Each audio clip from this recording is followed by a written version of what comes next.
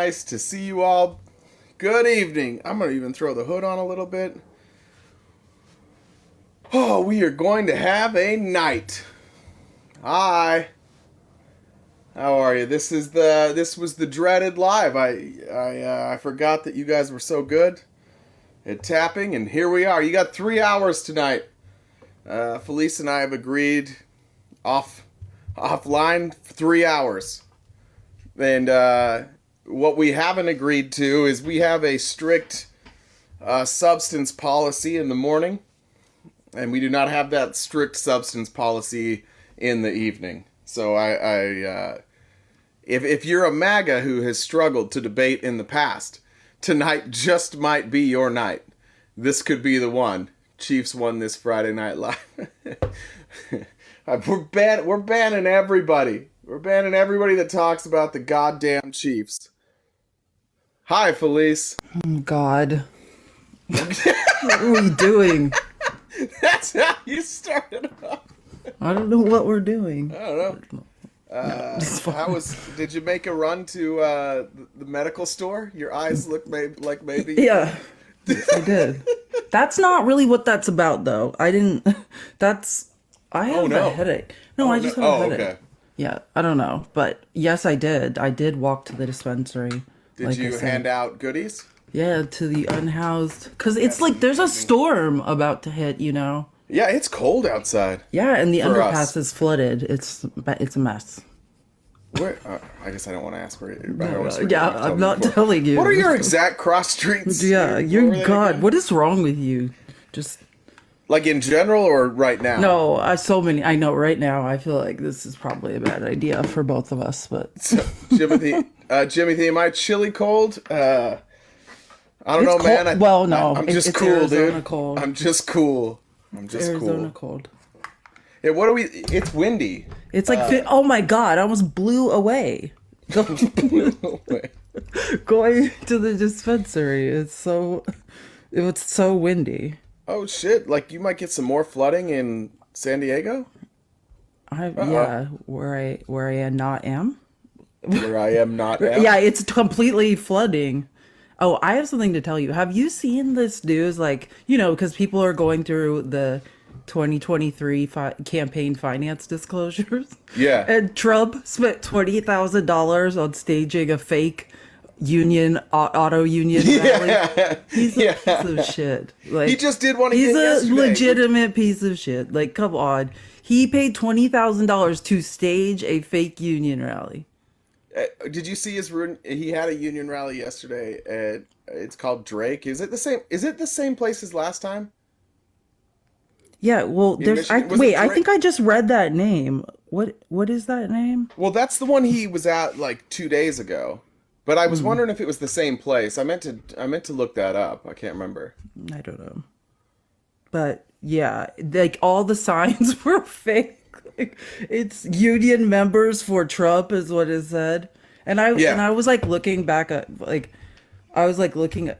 reading, and they had like quotes from that. And I remember he was like screaming that like if auto workers didn't vote for him, that like the auto industry was moving to China. Yeah, they're just all gonna go. We're gonna leave, dude. That's what it was. Have you been on the old X much tonight? No, not really. I took a nap. I'm tired. Elon Musk is just going like full on border crisis, anti-Biden tonight. Said Biden's strategy is very simple, and replacement theory, by the way. You might be surprised. AP puts out a headline: Biden to prioritize legal status for millions of immigrants. And Elon, who's like just the fuck of all fucks, said Biden's strategy is very simple. 1, get as many illegals in the country as possible. 2, legalize them to create a permanent majority, a one-party state. That is why they are encouraging so much illegal immigration. Simple, yet effective. Except for like the majority of voters like in Spanish-speaking countries are conservative. So except for the fact that like you have no idea what you're talking about.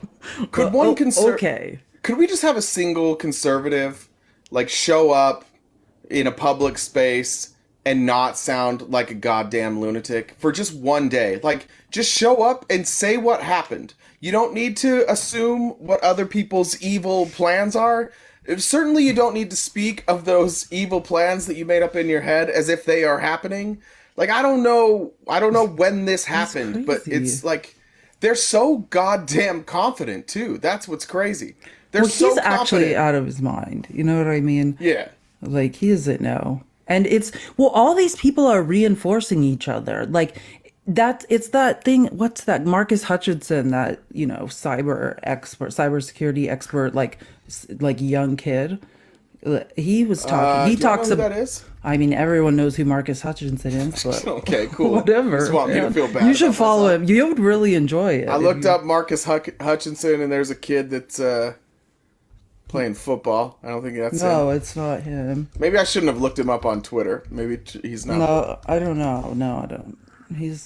I don't know. He just makes videos on TikTok. Oh, he's a TikToker? All right, do you guys Or in he's the probably chat know who more that than is? just a TikToker.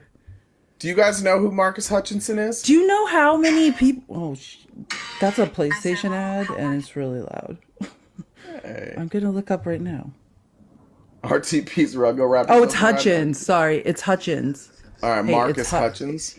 Yeah, I checked out that one. and his name, his like other name is like Malware Tech. He's one of the most brilliant like hackers. I've never seen this guy. What the hell? Well, he's truly amazing. He's got like everything, like Wired magazine, He's a 75,000 genius. followers on He's- YouTube, He's a genius. 500,000 almost on TikTok. I don't know. He's a Yeah, genius. I didn't know who this guy was. He's a genius. Do you think like, he's smart though? Do you he's have the any one that thoughts on- talks about like how MAGA was first formed. You know, like he talks about that a lot, about how MAGA was first formed by the YouTube like gamer to alt-right pipeline. And he talks about Elon Musk and how like what the reason Elon Musk has gotten so crazy is like as he moved, like Elon Musk still thinks he's in the center. Because as Yeah, he moved right, yeah, he like yeah. the people that like reality test, the same thing that happened with the gamer to alt-right pipeline, like what the people that got sucked down it were people that didn't have friends to like reality test. And Elon Musk is so rich that he surrounds himself with sycophants that like Yeah. don't question anything about what he's doing. And so yeah, so he still thinks he's in the center. Like that's Well, it's easy- Marcus no. Hutchins' theory, but he has moved. He's actually far right. Well, it's easy to feel like you're in the center when you're surrounded by like white nationalists. It's easy to feel like you're the level-headed one. It's like Bill. Why do I want to say Bill Maher? Like how Bill Oh Maher God! just took What this. happened to Bill Maher? Yeah, he took a Somebody shift lied and he's to like, him. he's like the liberals have left me. It's like, what are you talking about? No, like you changed. You He get went that crazy, you changed, dude. He I just thought it was a combination of me moving left and like him, definitely. But he's so different than he used to be. Like when very Obama was, conspiratorial. yeah. And very. do you remember like when Obama was running for president? I feel like he was a different person. Like he backed Obama. Remember he gave him like $1 million. No, I was working for the Mitster at that time. I don't Oh remember. yeah, he gave him like $1 million check, and probably because he was very invested in it at that point, like he backed Obama like relentlessly. Yeah, I think that was like his last bit Yeah, of then he movement. changed. He's like, I'm not gonna, I can't go any more left. I'm going back to the right. But I do feel like it's interesting. I'll say this, like going from the left to the right, it is a little bit scary. Like it is kind of scary to go left. It's not scary at all to go right. I think that's why so many people do it. And like, it's cowardly to go right, right? Like you don't challenge any of your own opinions. You don't have to like hold yourself accountable for how you treat other people based on, you know, how they might look, what their sexuality might be. Like it's easy to go right, but when you go left, like, and there will always be new things. There's always going to be something new that you learned. There's always going to be some change, and you're going to have to you have to figure out, get through the data, and then accept it and change your mind on things. And I think that's just difficult to do. And when people get to a certain age, and I don't even know if it's age. I think it's like money and like comfort. Yeah. When you get a certain amount of money and you're comfortable, like there's just no. You're like, I don't need to change. Like I did my work already. I did that. And so if you're Change only happens in discomfort. Like Yeah. that's like you have to be uncomfortable. That's why the people that leave cults are the people that are the most uncomfortable there. Oh, Like because so uncomfortable. that's why the white men aren't going to leave Mormonism. Like you're like an anomaly because that's a great religion for white males. It's a Like good deal. it's a great It's deal. a Like really I good would deal. be if I was a white male, I would be a Mormon. Highly, 100%. I highly recommend it. I'm moving to Utah. If you're here and you are a white Sign me male, up. you just and you know what the nice thing And the is women are so attractive. What's going on? and That gene pool are a bunch of attractive people. and they've been taught to suppress their entire personalities. Oh, So it's so awful. whoever you are, they're like it's their job to adapt to you. Again, very good deal. It's so horrible, but it's so true. Because I don't know. men get their own planet. We just populate it, you know? Like it's so gross. Oh, look, we Like do yeah, have some. I can't be a woman in Mormonism, but if I was a male, it's a great you get your own planet, you guys. Just if you guys are just rolling in, some of you may not have seen us. We're usually live in the morning. We'd love to talk to anybody who would like to talk about why they won't vote for Joe Biden. I think that opens it up a little bit to both lefties and righties. I think it's one of our. So I don't. And need we're you- chill tonight. We don't want to fight. Yeah. We just we want to don't- talk. We don't need you to be MAGA, and we're gonna be nice. Probably, like Felice is gonna be I will. nice. That's what I meant. I was like, I'll be nice. She'll step in, but we want to know if why you wouldn't vote for Joe Biden in 2024. Also, is that really true for Jay? It might not be true. Also, we're participating in CoinCot. If you don't know what that is, I would head over to like Jolly or Mr. Jones's Chelsea, you want to talk to us? TikToks. Yeah, yeah. Anybody. You can check that out. I don't want to explain it because I'm going to be honest. Like I'm more blitzed than I thought I was going to be when we started this, and I feel like it's Great. Lots of monologues I feel like are in our future. Settle in. You guys are about to learn some shit tonight. I feel like it's too serious of a topic, and I might butcher it. So I just wanted to be What a are little you more doing? careful on that. But so we're not accepting gifts. You can see, like, I know that when somebody else is in the box, you can't click on their profile to stalk them and get the dirt to feed us, which sucks. But we're doing this for a week. We want to stand in solidarity with POC creators. If you do think you want to send a gift, we do have the Venmo and Cash App. But tonight, this live is because our wonderful audience, our wonderful Discord. I made a deal with them on Thursday if we could get to 500,000 likes, and we did in one live. So we're here, and Yay. and then Felice, can you turn on the charm and see who you can get up here? Yeah. No. I don't have charm. What do you mean? Shut up. We. Well, Anyways. I figured you haven't talked to HVAC for a while. We could get that. Oh, do you want- here's an invite. This person was in my DMs the other day. This one might not be as nice. They were mad at me in my DMs. They're welcome on up. No one messaged. Well, I guess people messaged me, but not What did that really. say? Why are Nemo and Whisper competing with you? That's probably more our fault. They have their live scheduled at this time every weekend, and when I made the deal with everybody that we'd go live, I didn't even think about their live. So it's probably more on us competing with them, and I apologize Yeah, to this them. is It not was not normal intentional. for us. I didn't really This think is not. about it. Hey, this is who I invited. Hi, Eric. Well, what's up, Felice? Hey, I was Missed you. Yeah, right. Yeah, I know. You harass me every day. I never have to miss. I hadn't been harassed for a while. You harassed me yesterday, and it was nice. It was nice to feel appreciated. Nah. I mean, like I say, so the way I know we have different opinions is united we stand, divided we fall. Because RTP, if you were my right. neighbor and some shit popped off, Yeah, I wouldn't be for like sure. this dumb fuck Democrat that I don't get along with. I'm not going to help him. Yeah, I agree with that. We'd help you too. So you know what I mean? When it Yeah. comes down to it, united we stand, divided we fall. Yeah, I agree with that. Absolutely. So, what do you think? It sounds like you're voting Biden. That's what it sounds like. Sounds like. I mean, he's the only of the two. He's the only one that can really unite us, right? Negative. Sorry, brother. I will never vote for Joe Biden. Why don't you like Joe Biden? There's plenty of reasons why I don't like Joe Biden, but you know, you have your reasons on why you like him, and you have your reasons why you don't like Trump, and I have my reasons why I don't like Joe. I just wanted to know. Like, I actually wanted to know, because it seems to me like a lot of the reason. Well, I didn't like Joe Biden before he even ran, and I thought it was hilarious when Hillary Clinton lost, and the running opponent was going to be Joe Biden. That's what I thought was hilarious, because Hillary Clinton wanted to win so bad and be the first woman president. Wasn't funny. So instead of her taking another shot at her being the first woman president, they got behind Joe Biden. Well, if you remember, Joe Biden came in late. Like, Joe Biden wasn't in the primaries to start. He came in late.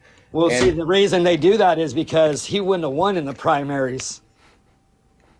Wait, no, he won the primaries. What are you talking about? You just said they didn't have any. He just went straight in.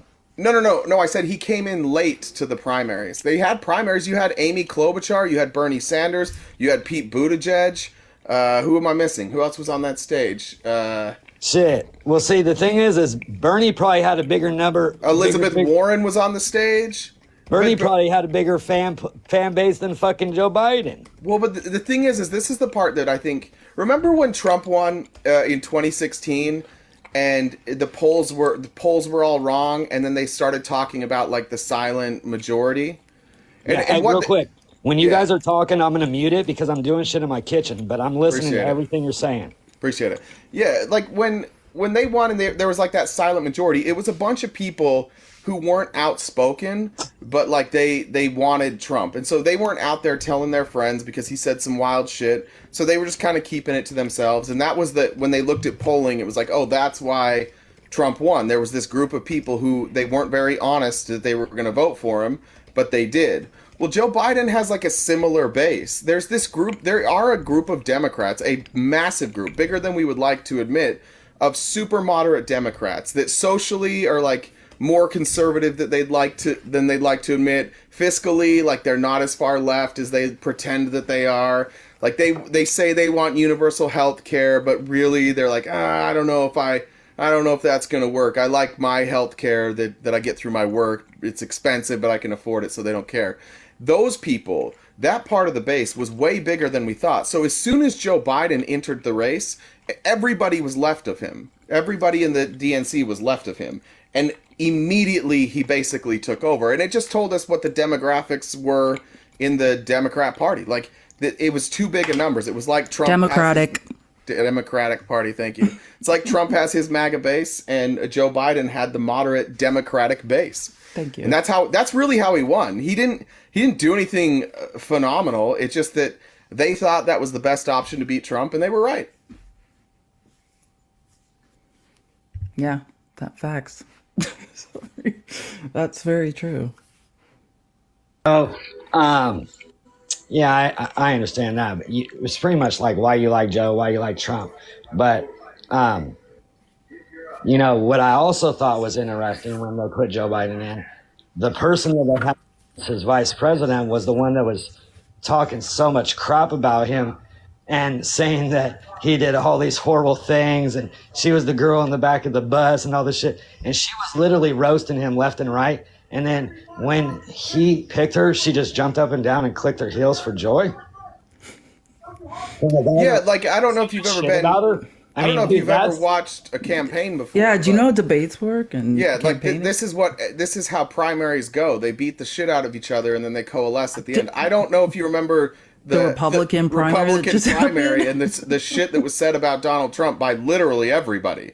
And like, now they're like, please let me be your VP. Like, it's not like it is now where you stand up on a debate stage and if you're a Republican, you can't say anything mean about Donald Trump. Like, they were all going after Donald Trump. I mean, Ted Cruz called him a lying, like, what did he said he was a pathological liar. He said he was like a scumbag, I think. I can't even remember. So Like, it was many wild. horrible things. Like he said anything you could say and then turned on a dime and denies it all now. They all have. Elise Stefanik just deleted what she wrote, her statement, official statement that was on the government website after J6 because Liz Cheney posted on Twitter and it was condemning January 6th and everyone that was a part of it. And now all of a sudden she's lost her mind. See, I just use common knowledge. I really stayed active on what was going on for the 3 months of summer of love with the others protesting. Okay, and if you want to compare the two with common knowledge, because RTP, you got to have common knowledge. You got Compare Summer of Love to what? to one day of God. January 6th. Okay. Obviously, January 6th was worse than you guys had. Oh But my God. Well, yeah, it was worse because it all happened. It Oh my was God, worse because it all because- happened on one day. Like you're comparing Well, like if you the pick crimes one of an day- entire you pick summer the- real to quick, one day. No, if you pick a couple of the really good days they had in Portland, Oregon, where plenty of buildings were on fire in one day, Yeah, but they weren't attacking burned the to the U.S. ground. Capitol. they burned to the ground. Okay. Yeah, but the thing is people aren't upset about January 6th because of the violence, right? Like they're No, it's upset because because we they tried tried to stop Hey, no, I promise you, bro, if vets really were telling trying you to why we're upset. I No, I promise. know why they were upset, RTP. We've talked plenty okay. of times, bro.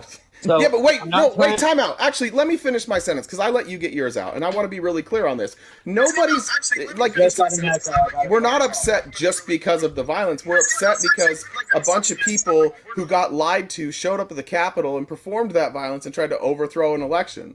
That's what we're upset about. I think he must have got a phone call. He'll be back, but like, you can't compare a whole summer He was in echoing. like every major city to January 6th. Like that was one day.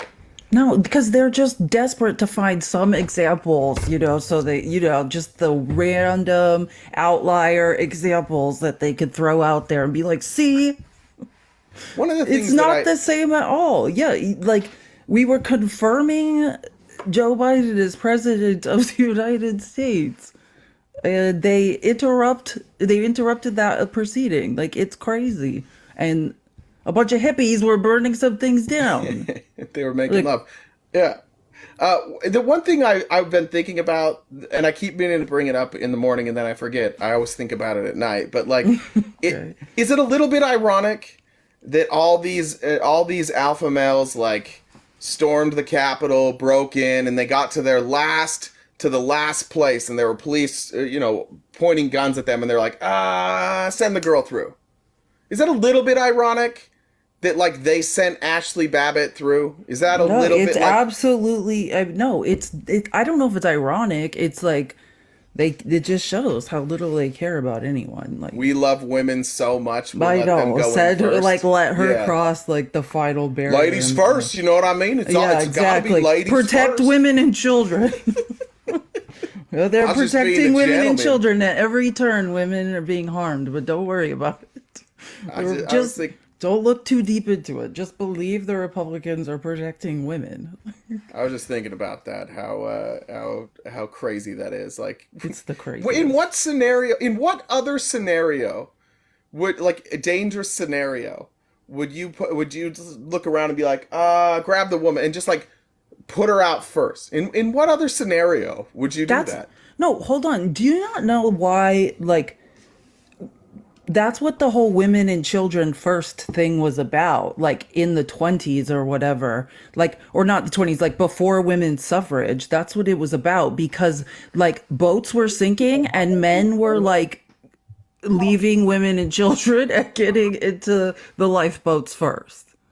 And so when then women Should have been were faster. yeah, Should have been well, faster. exactly. And then women were like, okay, we want the vote. And then the response campaign to that was women and children first. And like, they started being like, women and children get off boats first to try to deter women from wanting like the vote. That's what that is. We know you said votes, but we're going to give you boats. We're doing boats instead of votes. Is that how that went? Welcome back, Eric. My bad. I had to turn my ringer on silent because I got a phone call. It's Friday night, so Oh, you got. Please, Eric, stop. What do you got going on, Eric? Just I'm staying home. My grandma's here. I picked up my grandma. She lives in Fairfield. She's 95, and she lives on her own. So she's been staying with me for a week.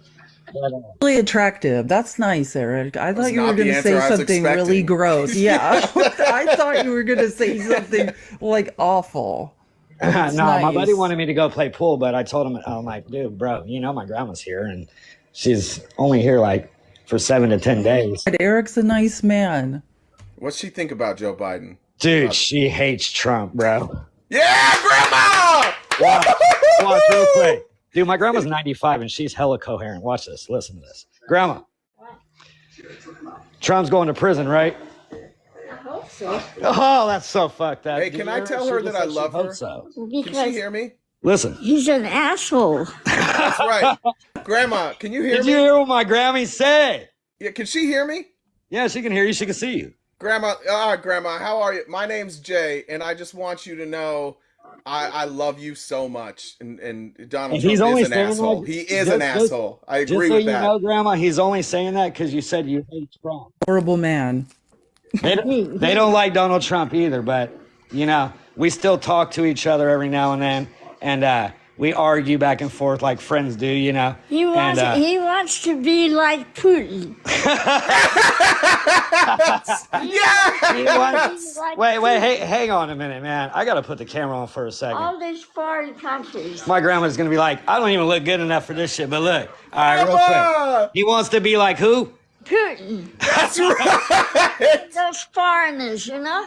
That they're so good. They treat their people wonderful. Bullshit, they don't even treat them good. You hear that? They gotta You walk. hear that? They gotta walk their straight walk, otherwise they get killed. That's right. Right in the Oh, you can only say so much on this, Grandma. 'Cause they get very anal if you say the wrong things. They want to deplatform Oh my you. God. He is so good. Trump, he's so good. There we go. God yeah. bless This is Grandma. the best so moment I of mean, my life. when you could go out with your friend and go play pool and risk getting having some bad things happen, or you could just hang out with your grandma and laugh and watch some funny shit and joke back and forth and get clowned Yeah, up. she's awesome. That That Trump's explains a going lot to about prison. you. I'm like, man, Sleepy Joe's got to go, Grandma. She's like, no. Hey, listen, if Grandma's proof of anything, it's that Joe might have another 10 good years in him. Grandma's killing it. No, that's what I'm saying. My grandma's more coherent than Joe Biden, bro. I'd vote for your grandma over Donald Yeah, Trump. your every grandma day. knows what's going Well, on. I'd vote Eric. for my if it was. Vote for your grandma over Joe Biden too. What I'll be honest. happened I to was you, gonna Eric, say, is what we thanks, need bro. to focus on. What happened to you? No, I know. My grandma just said some funny stuff. No, I said, Grandma, he said that he would vote for you over Donald Trump, and I said I would too. If you were running against Trump, I would vote for you because you're my grandma. Yeah. And that means I'd be on the team helping you out, Grandma. And then I would have some plugs, sort of like Hunter Biden does. So for sure, I would vote for you over Trump because Trump ain't giving me no plugs. Eric wants to do some influence peddling. is I tell you you're what, Yeah, saying. I Grandma- can go to foreign countries, get on foreign business deals, and start getting paid, man. Like, Why does Grandma not have a TikTok account? Can Yeah, Grandma get a right. TikTok account? man, we're Yeah. working on it. Soon as she's probably going to move in the next 6 months because she's going to be selling her home. And my mom, her daughter is not being the most friendliest, so she put it all on me, and I'm like, whatever. Is her daughter a Trump supporter or Biden supporter? Oh, my mom's a Trump supporter. A Biden supporter would have been nice, you know. We rest our case. We rest our case. See, me and my mom, we went together to the Tahoe Trump rally because I never got to go to one. I want to see what it was about. Everybody's saying that it's all these frightening things and you're going to be unalived or my friends. I'm not if you're white, Eric. You're good. Yeah, my friends are Listen, different. I've seen you. You're good at a Trump rally. You're gonna be white. Yeah, You're but gonna see, be the thing accepted is, I by know a everyone. lot of people that are all races, and the funniest thing is my friends that are that do the most, how can I put it without being blunt? They're gang members, okay? I have friends that are gang members. I have friends that are all different. Big bloods, Eric. Well, saying they're a gang member and saying they do very violent things a lot of the time is like, you know what I mean? So, if they can do these things in neighborhoods, if they could see their enemies, if they could go to different clubs and make all these rap songs that are very violent, but they can't go to a Donald Trump rally, that means it's like Like, bro, you've been to combat damn near to war, but you can't go. You acting like a Trump rally is going to get you hurt. Do you know the security at the Trump rallies searches you better than they do at any nightclub you go to in your local area? I don't go to nightclubs, but I do remember. I believe that they search you. But I remember that how one are you going to time. be unalived in there when nobody has a weapon? Well, I remember that one time on January 6th when they were all trying to bring in their weapons, and they're like, "We got to stop." And they told Trump, he's like, "Why are you stopping them? They're not here for me. Just let them get rid of the metal detectors." I remember that. Do you remember that? Yeah, that happened on January 6th. Oh, that's surprising because when I was there, their security was top flight, dude. There was this dude that looked like Jean-Claude Van Damme, and he was going back and forth. Like, why do you think at all of his rallies security's tight and he's good with it, but on January 6th he thought it might be a good idea if people were able to bring in those weapons? Why do you think what are some possible explanations for why he would have been cool with it only on that day? For some reason, everybody has it figured out that they know exactly what happened. They can't do any more research to see if what they know is possible. No, I just wondered what reason would he have for that? Like, that's a serious question. What reason would he possibly have? I never heard Trump say that, so I can't go by that one. Well, many people have testified under oath about it, so. Yeah, I understand, and a lot of people testify under oath and they're lying too. Well, but these are people that are like Yes, still we Trump know people. that. Just like, all people that work for Trump. Like, they're all very still true. working with him. These are people that worked with him that confirmed this story. Eric. Oh, yeah, take a look. Eric's grandma is so cool. That was So like the we're best. not gonna moment we're ever. not gonna get down that one, but I just wanted to remind you that we do agree on some things. Now, did you ever get to watch the documentary of the Clintons? You said you like documentaries. Yeah. See, I can remember a few things about you that are Of course, positive. this is about the don't know if you can Clintons. Here we remember go. Things about me that's positive. See, I don't it's remember not- most things about most things. I remember So things that's- about you. It's not about here we go, Felice. If there's something that you can prove to me that would be very informal for me to know. Eric, I besides- have so many times brought out data, walked you through, held your hand. I've read you indictments. I can't. You No, I know. refuse any facts. You will No, not I don't refuse them. allow them past No, the that's not brick true. walls. See, that's not true. And I'm not going to say stuff to you that I said to you that is not true. I don't have time to do that. So all I'm saying is, yeah, everybody's read me the 91 indictments. There's only But four. let's go down. Everyone please. has See, read the them? thing, yeah, anybody I go into their live, they're like the 91 indictments, so that I could go to the pinpoints of what everything is said almost from each person because their pinpoints are damn near the same. Let me make a deal. Yeah, it's called evidence and proof, Eric, and you're denying all of it. Yes, no, that's I'm the not point I'm denying it. making. Is what I'm saying is if he's proven guilty, he could still be innocent, and I would like to see what happens in the outcome. If Now, he's I don't know if proven you guilty, heard- he could still be innocent. Eric, I have a deal for you. Tell me if you'll make this deal. I'll give you 10 minutes, and you can ask all the questions. I won't answer a single one of your questions with a whataboutism. I won't shift anything back to Trump or the Republicans. I'll let you just go. If you want to go Clintons, Obama, Biden, whatever, we'll just go down that route. But then you have to give me 10 minutes right after. Can we do 5 just because I'm... 5 it is. 5 it is. He has the attention span for 10 minutes. This is I a might good deal not for you survive too. it. I'm friendly as shit right now. Yeah, no, I agree. I appreciate it. So anyway, Well- so the 5 minutes is, you said you like documentaries. Love And them. when I mention about the Clintons, I do this for a reason. And the reasoning is because I watched an hour and 40-minute documentary on something, the DVD, which I bought VHS, and I bought the DVD on eBay. I got a brand new VHS in the plastic. I thought that might be a... VHS for what reason? I'm How sorry, old is I'm this supposed to be quiet. I'm documentary? supposed to be quiet. I got 5 minutes, guys. I'm sorry. I got like 3.5 more. So long story short, I got the DVD too. And the documentary's on YouTube and you can watch it. And it's been on there for 10 years. And the documentary's on Rumble. So you have your choice of where you want to watch it at. Now, if you don't want to know what the Clintons were doing when they were the governor of Arkansas and then they moved their power to the White House when Bill Clinton became president, and then Obama, that it was his buddy. Are you became talking about like president. the land deal stuff they were doing? No, I'm talking about, they said that they were moving $100 million worth of white girl every month. No. Oh yeah, you brought. I remember you saying that last time. Wait, What's this when I documentary watched that called? Yeah, you never said the name of the documentary. Oh, I got it right here. What Okay, is I'm the ready. name? Okay, hang on. Let me get Whitewater. Thank you, Dark Trey. That's what it's called. No, that's not what it's called. Maybe the documentary they want you No. I was asking about the land deal. It was called Whitewater. They're just correcting Yeah. Oh, me. and they talk about that all in there too. So it's called the Crooked Clintons, 1990s Arkansas's crime, and COCA and murder. Now that title could use some work.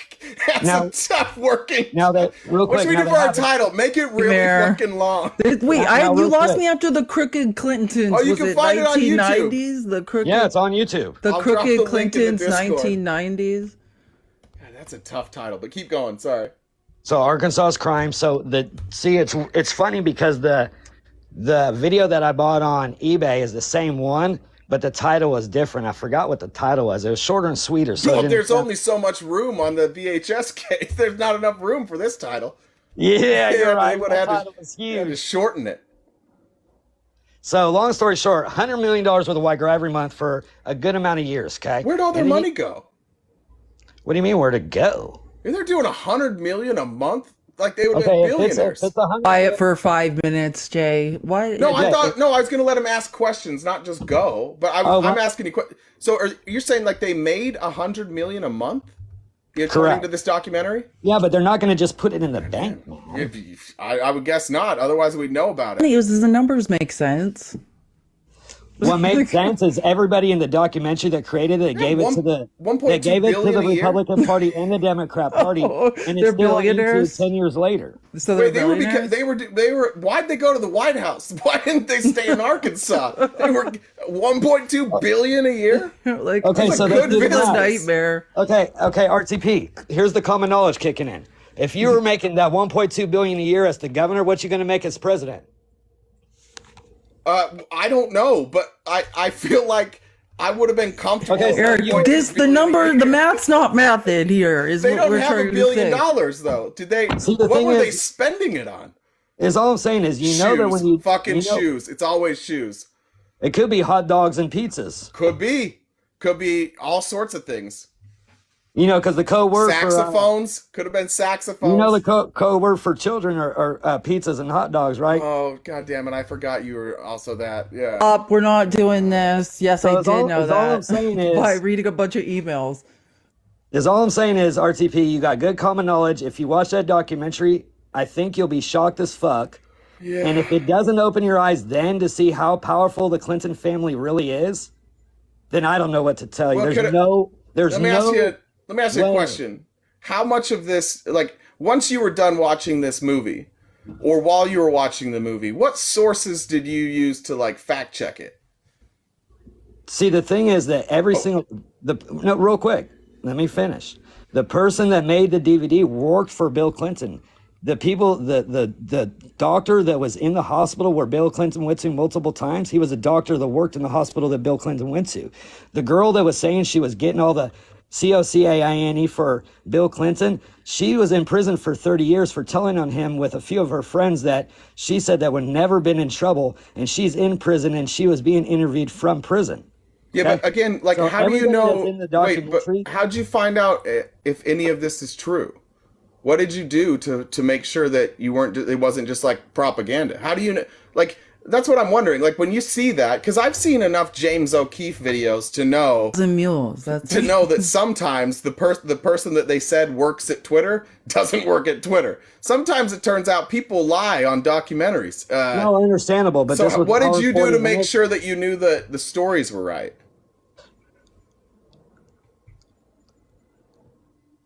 Okay, RTP.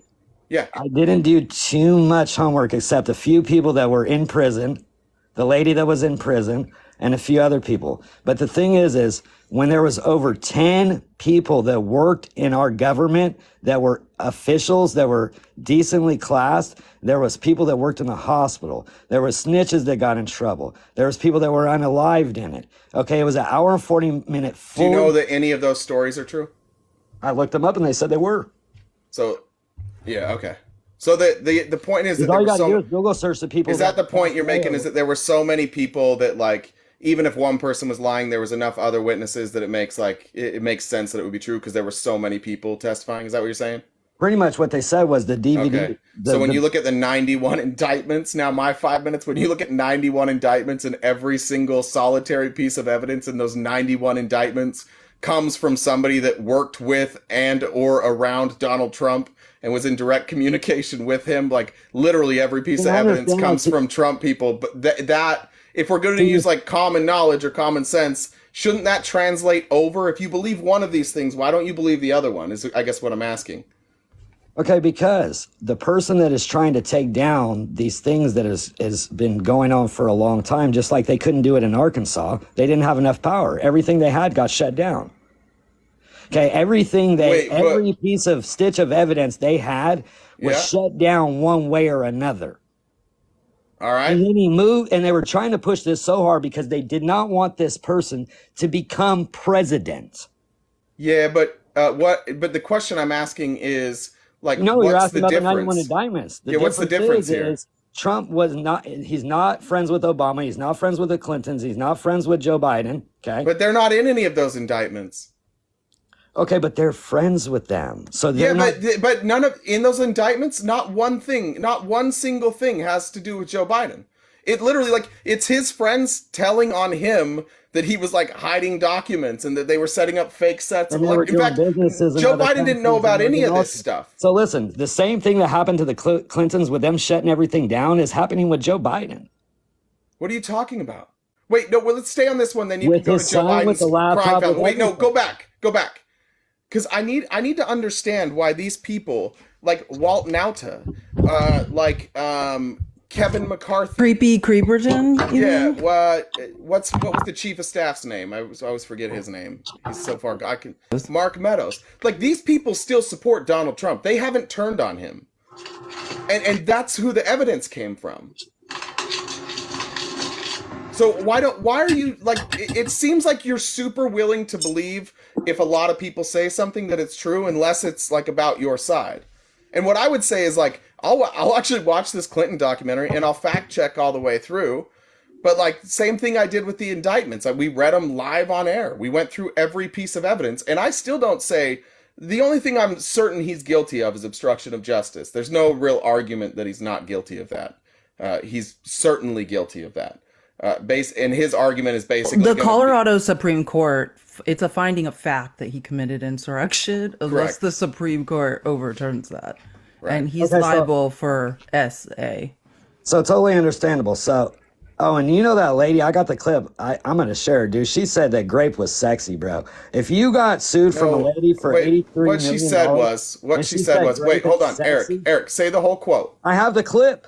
Okay, but you don't. I bet that your clip ends right at the end of that, and it doesn't tell you the next thing she said. Music in the background. He was trying to get her to say how bad it was, right? And she looked at him and said, "No, it's. What about all the fantasies you have that go along with it?" What she said was, I guess you didn't see the whole clip. No, I did, but you're mischaracterizing it. That's why I'm going to correct it. She said. That's why he cut the interview and he said, we played it real quick. Hold on. He said you're a real Eric. Yeah. Real quick. I know what was said. I know, but real quick, if I could just finish my sentences for just a second. What she said was that, like, there are a lot of women who fantasize about that, like about being thrown down on the bed. And ravaged. And then she said, wait, this is the part you got to wait for. This is why you got to wait for the end of sentences. And then she said, what happened to me wasn't sexual. Right? She was explaining that those type of acts in certain scenarios can be sexual, can be a fantasy, and in fact are actual fantasies of hers. But if a woman has those fantasies, Eric, and they say those are their fantasies, then forever, by your standard, nobody is ever going to be able to report that they were assaulted.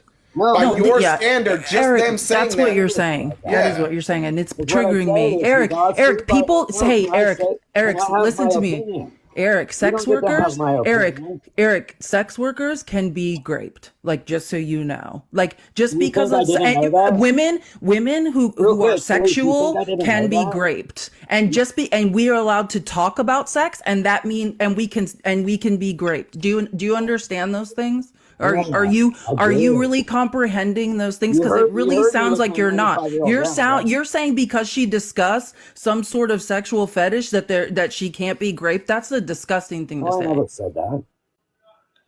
That was a good little hit piece and then hit mute because I didn't say that. But you're implying it. That's what you're doing when you say No, that stuff. what I'm doing is relaying what she said.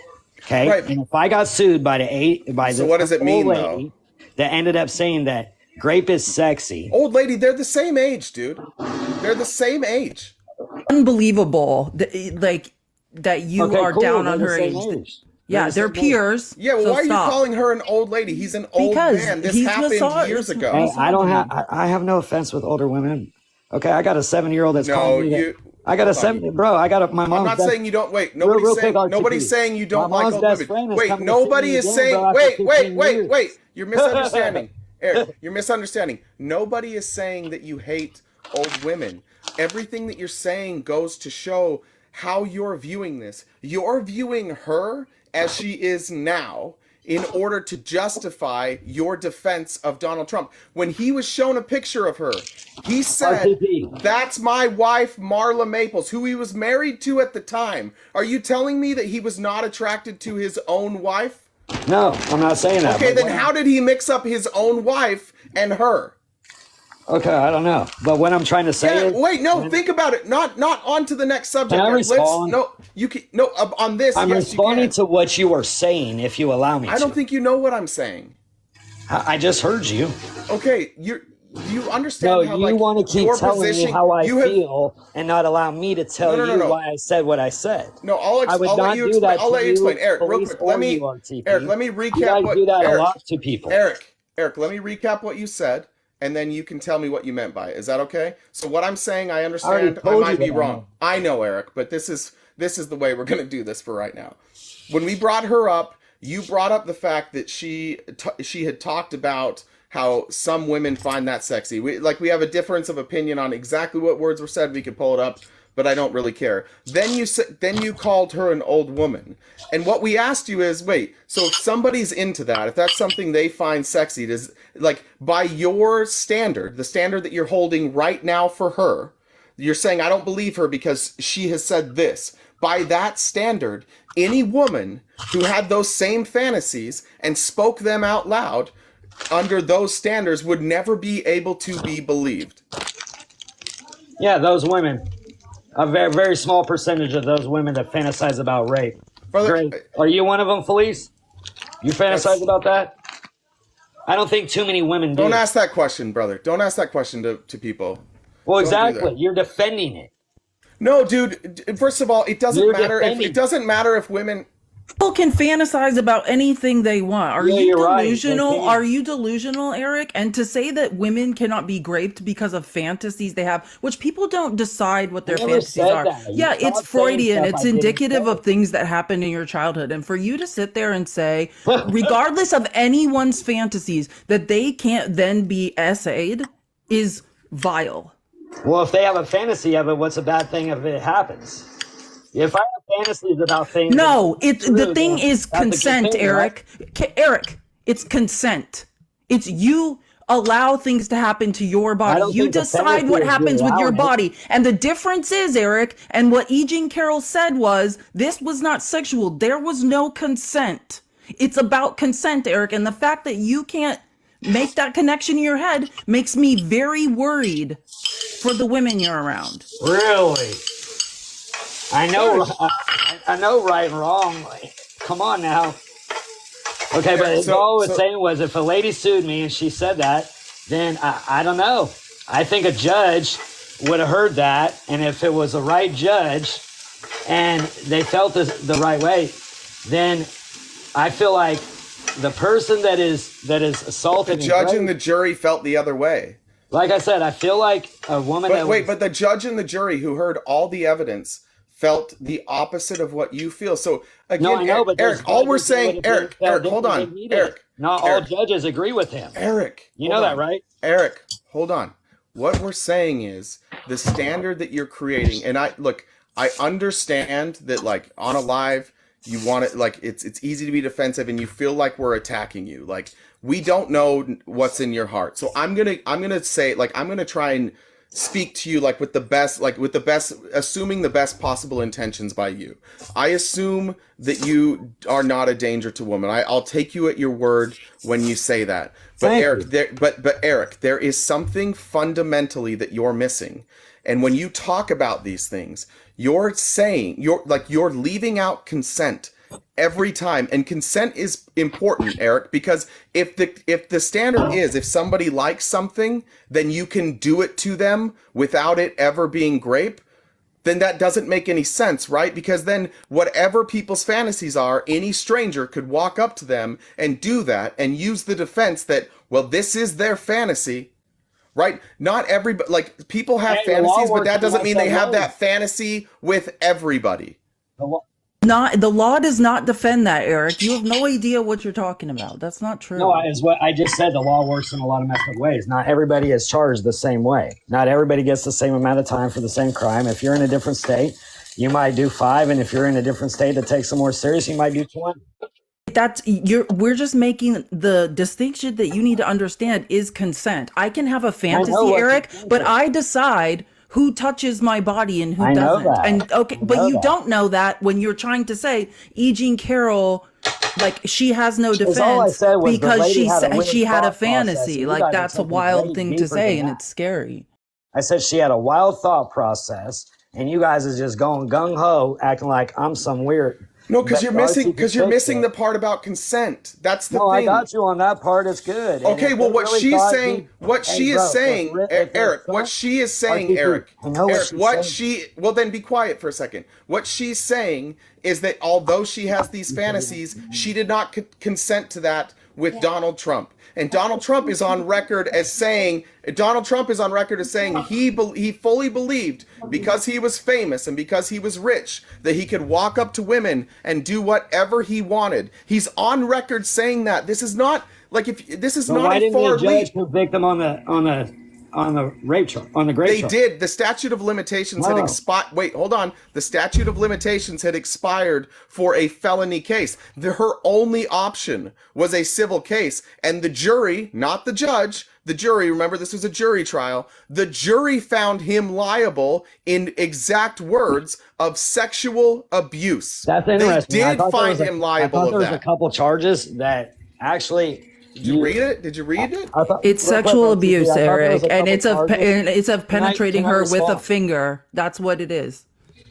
What I'm saying is, there's a couple charges, like unaliving.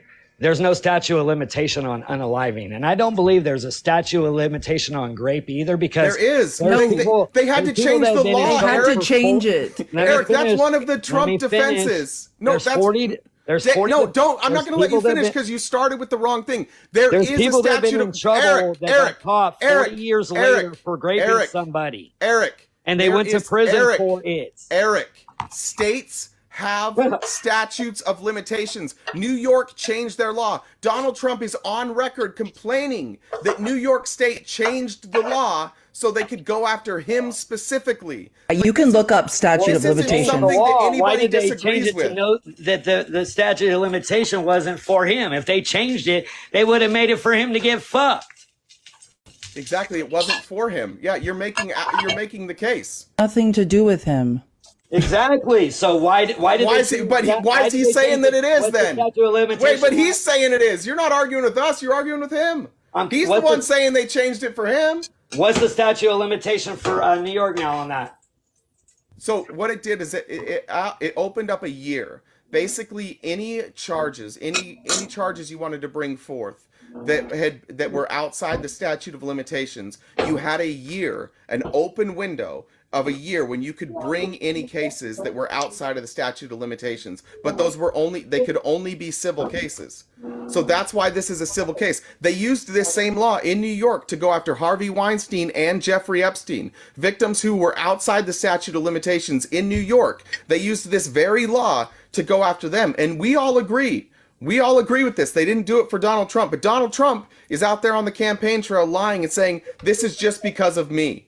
Why? Because he doesn't want, because he's, the evidence shows that it's pretty likely that what he did, what he's been held civilly liable for, he actually did. The evidence is overwhelming. You would not allow this evidence to fly on Joe Biden. Like, you guys will accuse Joe Biden based on a still picture. We have Donald Trump on record saying, this is what I do to women. I'm allowed to do this because I'm rich. He then bragged about it again in the deposition. And her story fits that narrative exactly. And the other part is her story has people backing it up long before anybody knew that Donald Trump said that. So her story predates that comment. And you're supposed to tell me that despite all of that, I'm supposed to believe Donald Trump is this stand-up guy, and she knew somehow that he was going to make this Access Hollywood tape. So 30 years before that, she went and lied to her therapist and her friends about what happened.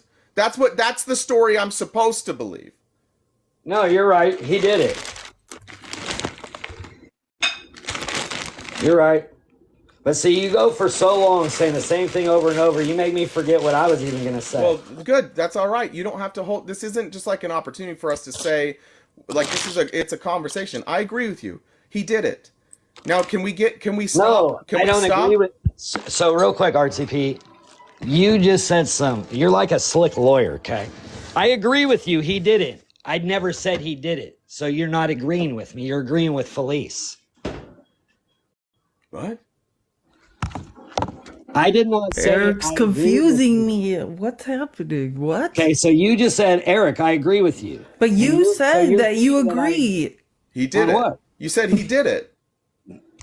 Because I don't want to hear you keep saying it over and over. It's the easiest way. I'm sorry that's triggering. I'm sorry that's triggering. It's the easy. My grandma just laughed. It's the easiest way to get somebody to be quiet when you don't want to hear what they keep saying over and over.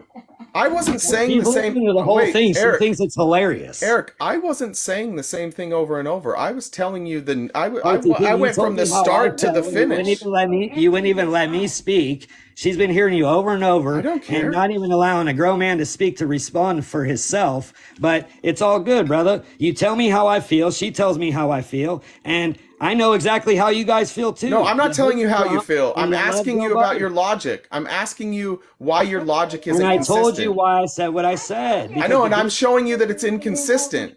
Okay, and I got you, but so why don't you care that your logic is inconsistent? Why doesn't that bother you as a human? Like, knowing that you applied logic differently based on who you like, you should recognize that. That's a silly thing to do. I watched the Bill Clinton documentary. That doesn't mean anything. That's Maybe not to you. That sentence was bananas. That had nothing to do with anything. That was a crazy answer. What the fuck was that? Well, because I already gave you the answer that you didn't like either. You don't like any answer I give you. Unless it's the answer you want me to say that you gave me. Well, no, I'm asking you the question. What the Bro, fuck? that's what you do every time. Anytime you say something, you say, I'm going to let you answer. And then when I try to answer, you tell me, no, you're not right. This is how it is. This is how it is. So, and you agree with me. So you try to damn near talk over me, tell me things that I don't even say, and then get me to try to agree with you on them. No, so what I'm asking, and I'll ask it again then. Bro, I don't got my head up. Oh, okay. No, I guess it's not my turn. So I guess what you're asking, like, I'm asking you why you don't apply your logic evenly. And you said, as your answer, because I watched the Clinton documentary. Do you understand how that doesn't make any sense to the question? The question I asked was, why don't you apply your logic evenly? And you said, I watched a documentary. Do you get why I was confused? So real quick, it was Hold a on, real smart fast. ass response. I'm gonna say, to can I comments. clarify something? You guys misspoke on a couple things. E. Jean Carroll did not say that. That was her fantasy. That was a misquote from a 2019 interview, which She was on CNN. I'm not. And I was just I'm not the other done, Eric. day. I'm not done. So it was a misquote from a 2019 interview that Trump had said that was her fantasy, which was incorrect. That's not what she said at all. So Trump has taken that out of a different comment that she made, and her comment was that there are women who find that sexy and sexual. She didn't say this is my fantasy, this is what I wanted. She said that like women find that sexy, but that's not what happened to me. Mine wasn't Well, sexual. I wasn't saying that she said that. I was saying that Eric was saying using that logic. That's I was answering to Eric using the logic that people that have fantasies anyone can then walk up and do those fantasies to them. Right. No, I just wanted to clarify. I wanted to call it out exactly what it was, because I think that might have been skipped over, not intentionally. But yeah, my bad. I should have covered that better. You're right. Thank you, Jen. Yep. Wonderful. All right. Did you understand that, Eric? She won the 83 million. She went on to a lot of different podcasts and got interviewed. CNN News, a lot of different ones.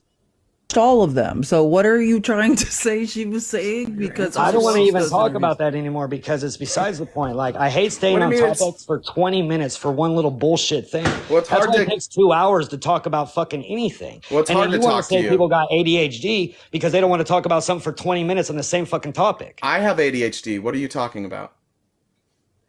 Well, I don't accuse people of having ADHD. I have it, and so does Felice. Yeah, you probably do too. Yeah, we probably all three of us do. Yeah. Then how do you stay on the same topic for 20 minutes when it's a lame ass topic? Well, because part of it, depending on how you do, like the H is hyperfixation. Like I can hyperfixate on things. So like I can't tell you, like you'll see guests come up that I talked to yesterday. I have no idea what we talked about. But if I read an article and there's a data point in there that I found important, I'll remember that for years. You hyper focus on things, like you go down can we skip hours. Can we skip this crazy lady and go to another topic just real quick? Because I only got a few more minutes. Well, I would appreciate it. Because she was assaulted. I would appreciate it. No, listen. The least you can do, Eric, if you don't want to talk about this topic, this is what's frustrating. If you don't want to talk about it, on your way out of the conversation, don't smear her, because then you're forcing us to say like, hey, listen, no, you don't get to just take shots at who we believe is a victim. If you're not going to address the charges and you don't want to talk about it, then don't smear her. Either have the courage to have the conversation where we get to hold a mirror up to your beliefs, or don't fucking talk about it. But you can't just smear a woman and then be like, oh, I don't want to talk about this anymore. I wasn't smearing the woman. You said she was crazy. I was repeating what she said. You said she was crazy, just barely. My grandma thought the same thing when she heard it. I don't care. Well, your grandma, if she heard it from you, she heard it wrong. But you just said on the end of this, no, Eric. You said she was crazy. Eric, you said she was crazy. Yeah, you was just about to say something about my grandma, but you refrained because you just talked to her. RTP. So listen, she didn't hear the story from me. She listened to it on CNN, the same clip I watched. Well, then I don't know what she heard, because we're not talking to your grandma. But when you recited it to us, you recited it wrong. You recited the thing that Trump's been saying. So it's weird. Eric, please, for the love of God, when I just let you finish that sentence, when I start a sentence, you give me 4 words before you start talking. Just let me finish a goddamn sentence, would you? Is that okay? Thank you. Eric, if you and her watched the same clip, the exact clip Jen just brought up, then something has happened between then, and I'm guessing what's happened is you've heard Trump say the same thing over and over, because by the time you spoke to us, you were misquoting the clip. So if guessing what's happened is you've heard Trump say the same thing over and over, because by the time you spoke to us, you were misquoting the clip. So if you thought that was the clip and you're calling her crazy based on misinformation, do you see, like for us, when you call her crazy, we're like, what are you doing? Like your reasoning for thinking she's crazy is based entirely on things that aren't true. P, please don't tell me that. It's my opinion was off of that CNN interview that I saw, and it's the same thing my grandma. Why'd you misquote it? Because I didn't write it down and remember it word for word. Well, but you quoted it exactly like Trump's been quoting it. Why do you think that happened? Oh, I don't know, because I haven't even seen Trump quote it. So if you want to say that you guys just both saw the interview and then changed what she said in the exact same way. I guess we have a likely thought process. Okay, well now knowing that and knowing that that's not what the quote said, and she wasn't talking about her, would you like to retract calling her crazy? Do you want me to pull it up so you can listen? No, I'm asking you a question. I'm saying now that you know I'm not that retracting shit. You want to hear what I heard. Okay, so all right, Eric, that's crazy, man. You just don't want to hear what I heard, so that way you can have your opinion Eric, too. Jen just read it to you. She just read it to you. That was There's nothing like a woman can say anything she wants, Eric. A woman can say anything she wants and still be essayed. Like there's nothing. Yeah, I never said I'm going to I said hear that's going to tell me, oh, she crazy. can't be essayed. This is over me saying she's crazy, Felice, not over what you're trying to say.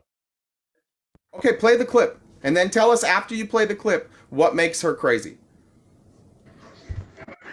I told you I didn't have that much time. I got to go eat. My grandma's eating. I'll come back in a few and I'll have the clip for you. I'll play it for you in a few. But like I said, I'm making dinner for my grandma bride. Just got done with me. So I'm going to have the clip available for you to hear when I come back, if you're still up.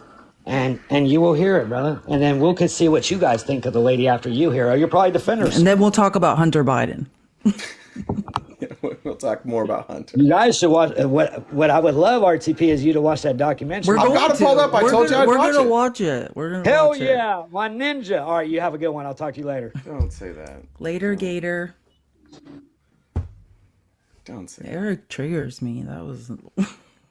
Look, I don't know what, like, our education system in red states has completely failed us. Like where people are getting their ideas of consent, I have no fucking idea. It's wild.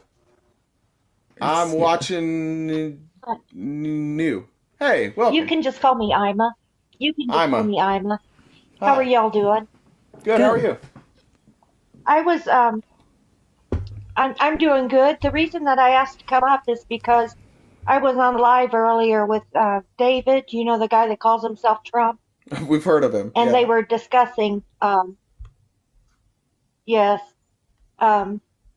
they were discussing E. Jean Carroll and the Anderson Cooper interview, and just going on about how crazy she was and this kind of thing. And so I had to tell them that they really should have a woman on the panel if they're going to be victimizing this woman over again. And say, you know, he played that clip of her with Anderson Cooper saying that some people sexualize great, and then he said, let's go to commercial, and she says I think that you're interesting, and they start laughing like she was coming on to Anderson Cooper, which is just crazy, you know. And I told David, I said, you may not be used to women telling you that you're interesting, but Anderson Cooper, I mean, his mother, the silver fox, is interesting. Gloria Vanderbilt, you know, the Vanderbilt he's a very family, interesting person. He's interviewed everybody. Yeah, he he's would a be an very interesting Yeah, he's person, like a you know? wartime like reporter. He's amazing. Right. And like she was coming on to him. Everybody and their dog knows, you know, about Anderson. He's not going to be interested in E. Jean Carroll, you know, and she wouldn't be coming on to him. I mean, she knows. And just to say that he's interesting, anybody would say that he would be interesting. Well, most but importantly, anyway, he's gay. They ended up He's gay, so he's definitely not going to be going to him. I was saying that without saying it. Okay, well, it's okay to say you know, it. He's out. Yeah, he's okay. he's gay. He's out and proud. Yeah. That's why I said that she knows this, and they should realize. Everyone in the free world knows that Anderson Cooper dates men. Like, it's very clear. He talks about it quite frequently. Yeah, it's ludicrous. David, they were calling him gay. I'm not surprised to hear that David's holding. That explains why he was inviting me to his live this afternoon. Was this earlier today? He was probably trying to ambush me in his. Yeah, and I don't usually go on lives, and I'm not. Yeah, well, David. Yeah, well, sometimes David oozes misogyny. I wish you had gone because these guys are just really ridiculous. But yeah.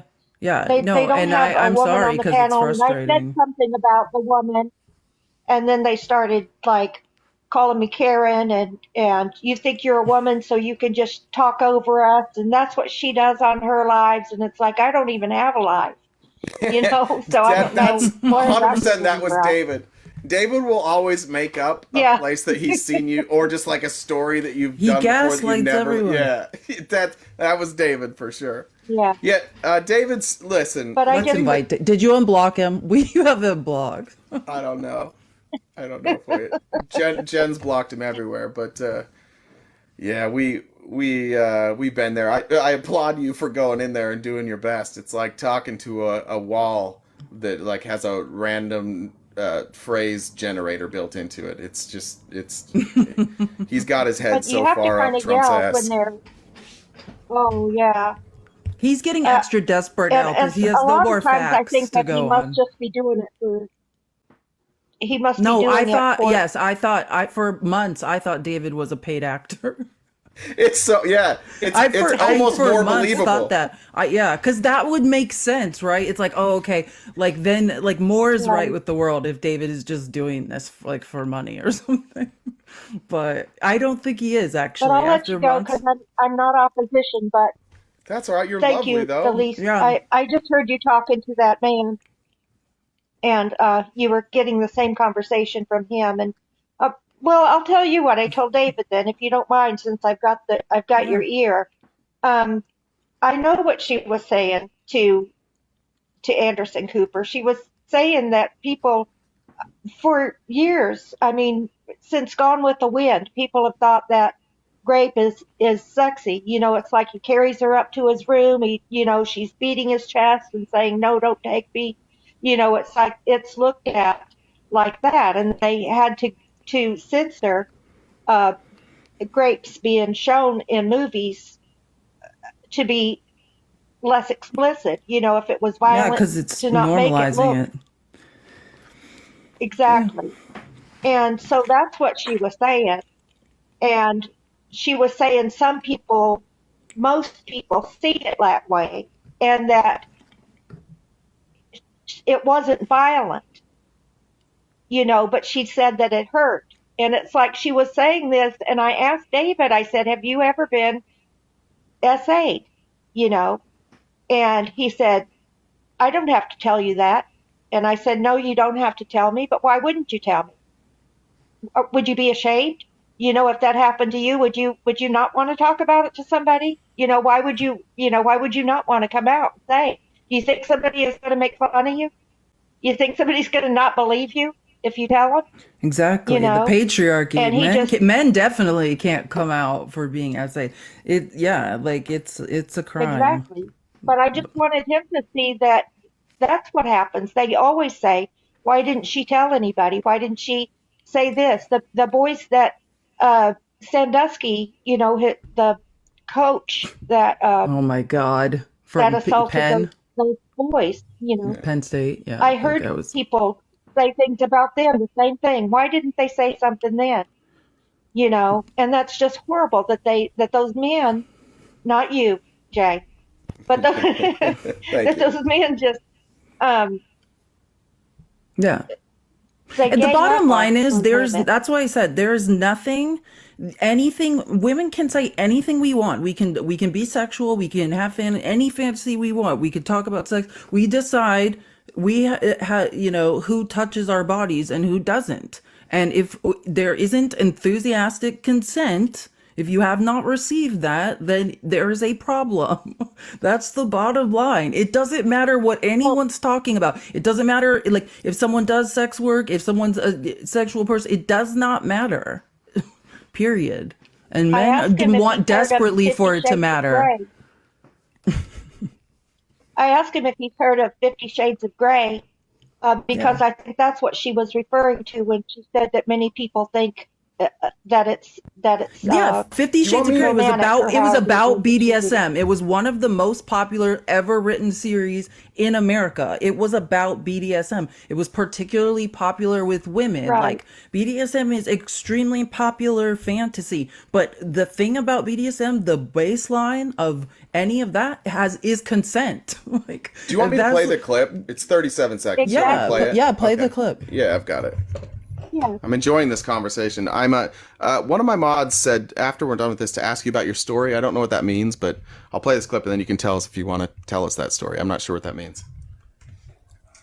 You don't feel like a victim. I was not thrown on the ground and ravished, which the word rape carries so many sexual connotations. This was not sexual. It hurt. Well, I think most people think of rape it is a violent assault. It is not. I think most people think of rape as being sexy. Let's take a short break. Think of the fantasies. We're just going to take a quick break. I just want to point out, like, he's going to go to a short break, but like her face in the way that she's saying, you guys can't see it. This is not a face of somebody who is saying this in the way that Donald Trump is portraying it. She's not saying it seductively. She's not like, she looks disgusted when she says that. If you haven't seen the clip, she says, I think most people think of it as sexy. And she holds the stare, like it is an intense look on her face. Like it's easy to read a transcript of that and then apply like your own voice to it, or the voice that you thought was in it. But if you watch this, you hear her voice and you watch the way that she's expressing herself. And by the way, this is somebody who's a writer. This is a person who has been a speaker, a public speaker. This is somebody that knows how to convey a message with her body language, with her face. She's not an uninteresting person. She's a good speaker. Like, she is showing outward signs that what she's saying right now is not something that she's celebrating. She's pointing out a flaw in our culture that, like, most people think of it only that way. Like, it's pretty gross. It's so gross that Donald Trump has done this, and then it's been romanticized sometimes in media, and we're desensitized to it. That's what she's saying. She's saying people don't understand that the act is not sexual in any way. It's violent. It's horrifying. Exactly. It's disgusting. Like, that's the point she's making. And the fact that any men are trying to use this, like, let's be honest, misogynistically, like, this is just deep rooted misogyny. Like, bottom line. It just brings back so much. You know, it's always been this way. And I had hoped, I was really disappointed in Bill Clinton for what happened with him and Monica Lewinsky, because she worked for him. And I liked Bill Clinton and I liked Hillary, but he disappointed me by doing that. Not that he had that done, or not that he had, a relationship, but that because she worked for it. And that's over the line. Because that doesn't. It was over the line in his relationships with women. Yeah, Bill Clinton crossed many a line. Side note, I know that she's amazing. Monica Lewinsky, like, the fact what she's went through and come out on the other side, like, who she is.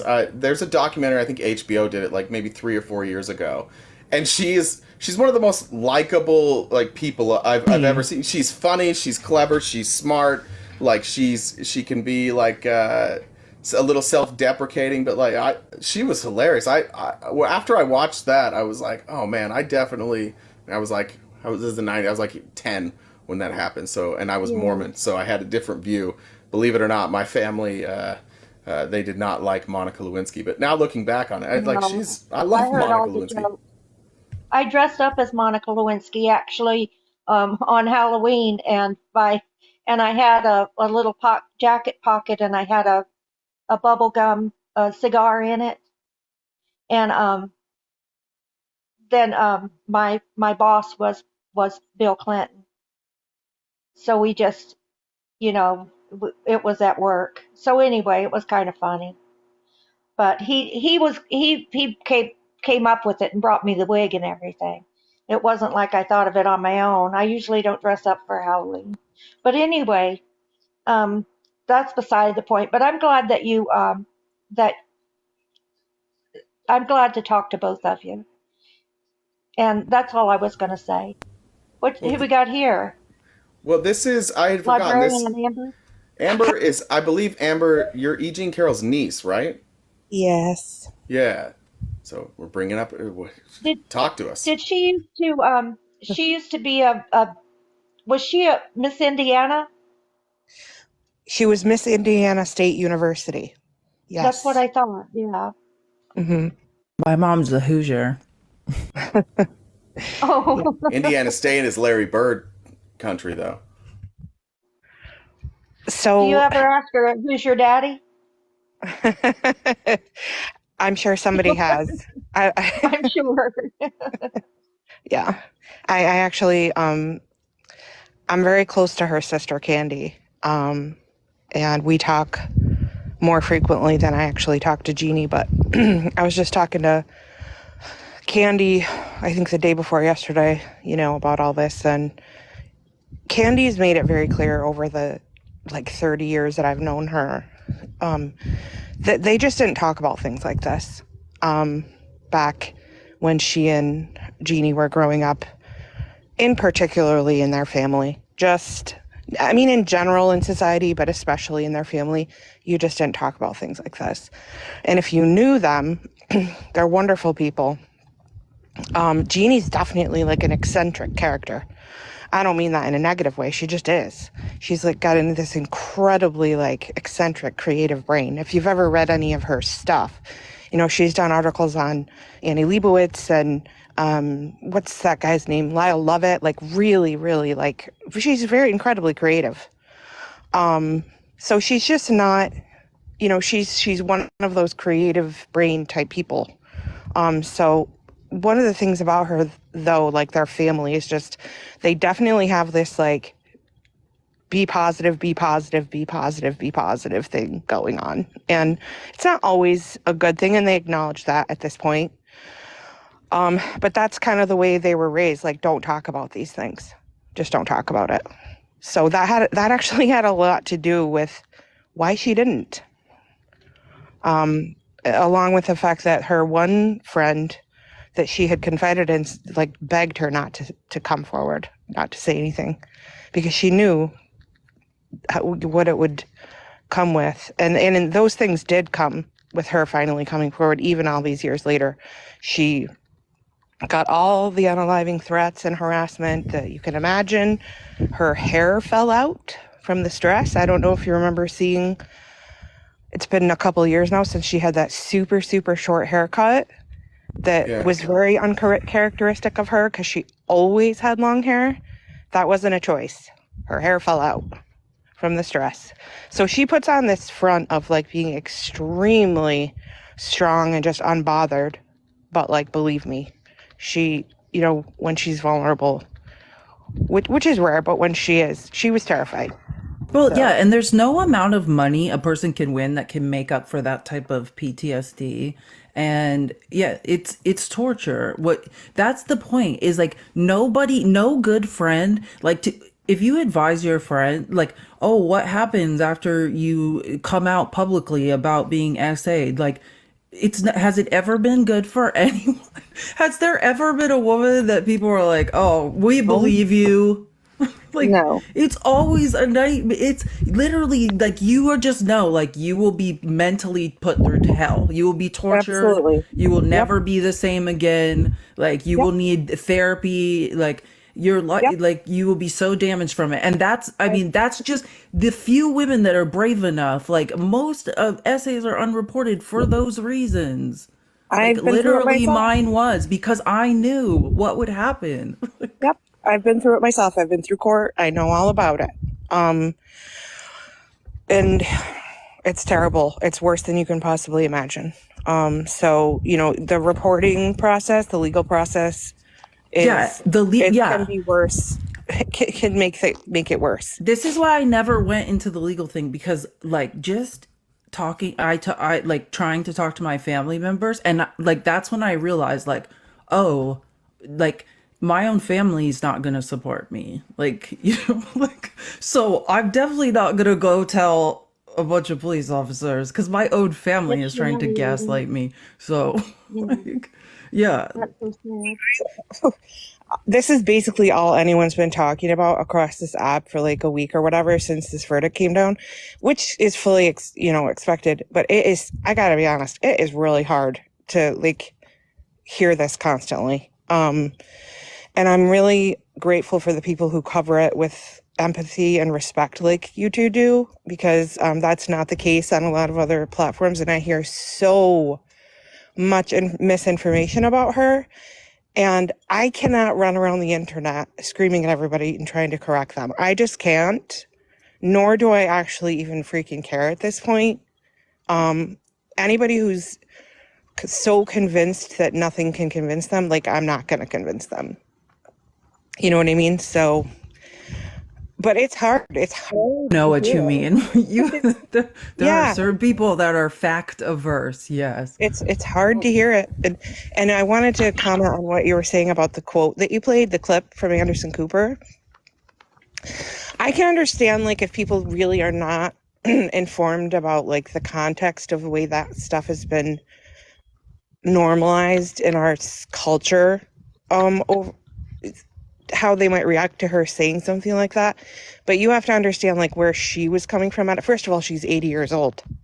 So, you know, she was reading things like Lolita and, you know, Tess of the D'Urbervilles and Shakespeare. It's written by a Russian author, and it's literally about like an old man who falls in love with like a 12-13-year-old girl. Like that's what Lolita is. And this was a celebrated book that won award after award, and it was like normalizing the sexualization like of a child. Yep. Like it, and that was kind of fashionable at like in that day. That's what she's talking about. Music, like there's many famous songs about men singing about like teenage girls. It's like there's some. I'll pull the list. I know I have it here somewhere, but yeah. I saw the movie Lolita with Shelley Winters, I think it is, played the mother or the wife of the man who, you know, and it's so seductive in the way that they do it. You know, and they put all the blame on the girl, you know. And that was kind of Jeannie's point, that they do romanticize acts, I understood unconsensual acts to make it, that's what she meant. You know, like what she was so used to, the way she's so used to seeing it be portrayed is in that way, to make it seem romantic rather than unconsensual. And all you have to do is pay a little bit of attention to film and television and writing and literature, especially from the time that she came from. You know what I mean? So, I don't know. Again, you're making a great point, which that would require reading literature. And that's where a lot of these people are disqualified from the conversation. Could have just left it at reading. You didn't have to add literature, just reading. You could have left it. Well, yeah. I mean, but I had my minor or my undergrad is in literature, English literature. So I read all kinds of that. I love literature. I love it too, but like I was like, God damn, this stuff is misogynistic. Like even when oh my God, what's his name? Ernest Hemingway? Like what is all that? Like that man is a misogynist. Yeah, a lot, like they all are. Like a lot of everything pretty much during that time was misogyny. You know, grape was romanticized. Like that was the big theme in Russian literature. And like romanticized grape. I grew up on John Wayne movies, and I recently like John Wayne movies specific, like multiple, and I think Sean Connery's on record too. Like there was at the time, like it was okay. Sean Connery, you can find a video of him saying like it's okay, like if you're gonna hit your wife, like do it with an open palm, like you can do this. John Wayne, like I watched movies growing up of John Wayne, like this might have been a different country music or a country movie, but like I remember this movie, the guy like swats his wife, like has her bent over and hits her, and the son comes up, it's like, why are you doing that to dad or to mom? And he's like, because your mom needs to learn a lesson and I love her. And she's like, yeah, son. It's just like, that was the movie. Like if your wife isn't obeying you, like you beat on her a little bit, and then if your kid asks you why, you explain why. Yeah, because they weren't listening. Republican men would love that, to just go back to the... And if the woman doesn't say yes right away, you stalk her until you win her over. That's basically, you know what I mean? And then it looks like a love story, right? So, like, it's the way these things are framed. In Republican circles, there's a fine line between a love story and a kidnapping, and it's hard to see for a lot of them what the difference is. Yep. So here's an interesting fact for you might not know. Do you know how Jeannie got connected with Robbie Kaplan? How she came to acquire her as a representation? Yeah. Okay. Yes. The lizard people contacted George Soros and George Soros.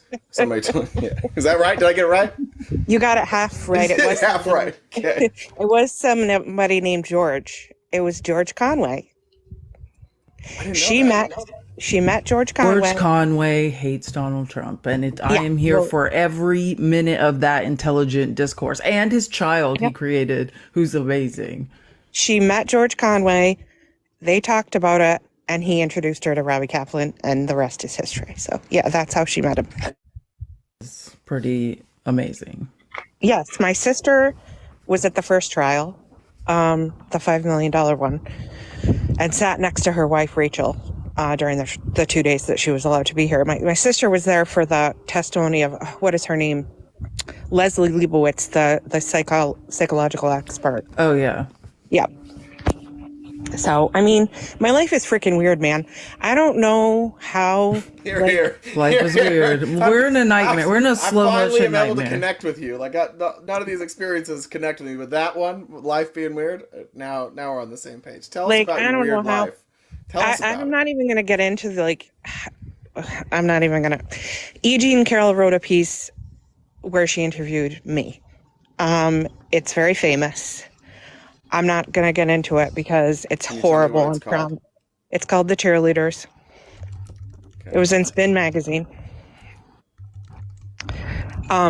It's about me, my family, and some other families from my hometown. And it all revolves around crimes that happened to us. So, yeah, read with caution. But, yeah, she Jesus Christ, I'm reading it. I'm really excited to read this. Oh, yeah, shit. So... Yeah, but that's another weird, I'm telling you, I've had a weird life. Not all good either. But do you know, I mean, where does E. Jean go from here? She's got, her security must be insane, right? And they must be going through great lengths to keep her safe and hidden. Obviously you can't tell us what she's doing, but is that something that, they're moving all the time? Has she had to massively increase her security? How do you even stay safe if you're E. Jean Carroll at this point? Does she have help? Yeah, she does. Okay. So, first of all, she doesn't live in the city. Okay. She's lived in a cabin in the woods. I'm not going to say where, but somewhere in New York State for 30 years. She's very isolated, and she likes it that way. She's kind of a homebody, to be honest. So, yes, she has security. That's all I'm going to say. Good. I mean, it just the small amounts of threats that I've gotten and the seriousness isn't even, I still think about it all the time. So just imagine this is your mom, your sister, a friend, somebody you care about, and and they accuse somebody and you believe them. Nobody deserves to have the threats. Even in a scenario, in the very highly unlikely and almost never happens scenario where it's a wrongful accusation, those type of threats still shouldn't exist. But that's the Christian right for you. Those are those Christian conservatives that are so worried about taking Jesus out of school. Those are the same people sending the threats. That's what's. Yep. Don't want us to have autonomy of our bodies. The same people that don't want us to have health care and have the same rights. Yeah, that's right. It makes perfect sense. Here's another thing. This is another thing that contributed to, wasn't the main reason for it, but contributed to her waiting so long to come forward about this, and that was her parents being alive still. She just didn't want them to know because she knew that it would kill them, and she waited till they were either passed away or were no longer cognizant to even be aware of what was going on. That happens a lot in the community that I grew up in, because everybody in my town went to the same church, and everybody was those relationships are intertwined. You're going to see those people all the time. It's not uncommon for somebody once somebody, in fact, it's not really a joke, but people will bring it up now that when somebody passes away that's fairly old, you just know some stories are about to come out, something with their kids is going to come out, and it happens so much more often than you would think. But it's because people hold on to that. They're afraid that if they let this story out, those same people that maybe were involved in the story are going to church with their parents every week, and like they don't want to ruin their parents' church experience, because in the Mormon faith, like it's everything. It matters more than anything else. Like going to church is like the thing. It matters more than your family. It matters more than your job. It matters more than school. Like you show up to church, you do that every week. So not going to church is a huge problem. And it happens all the time where people they either never tell their parents or they don't tell anybody until their parents have passed, and then they'll bring it up. Interestingly enough, her mother was actually a Republican politician growing up. So her family was conservative. She's not, but that's how she grew up. And I thought that was kind of interesting when I learned about that. They just didn't talk about stuff. And they wouldn't have wanted to talk about it, even though they would have had to, with it being like so public. And she just didn't want to go through that or put them through it. You know, she was protecting them.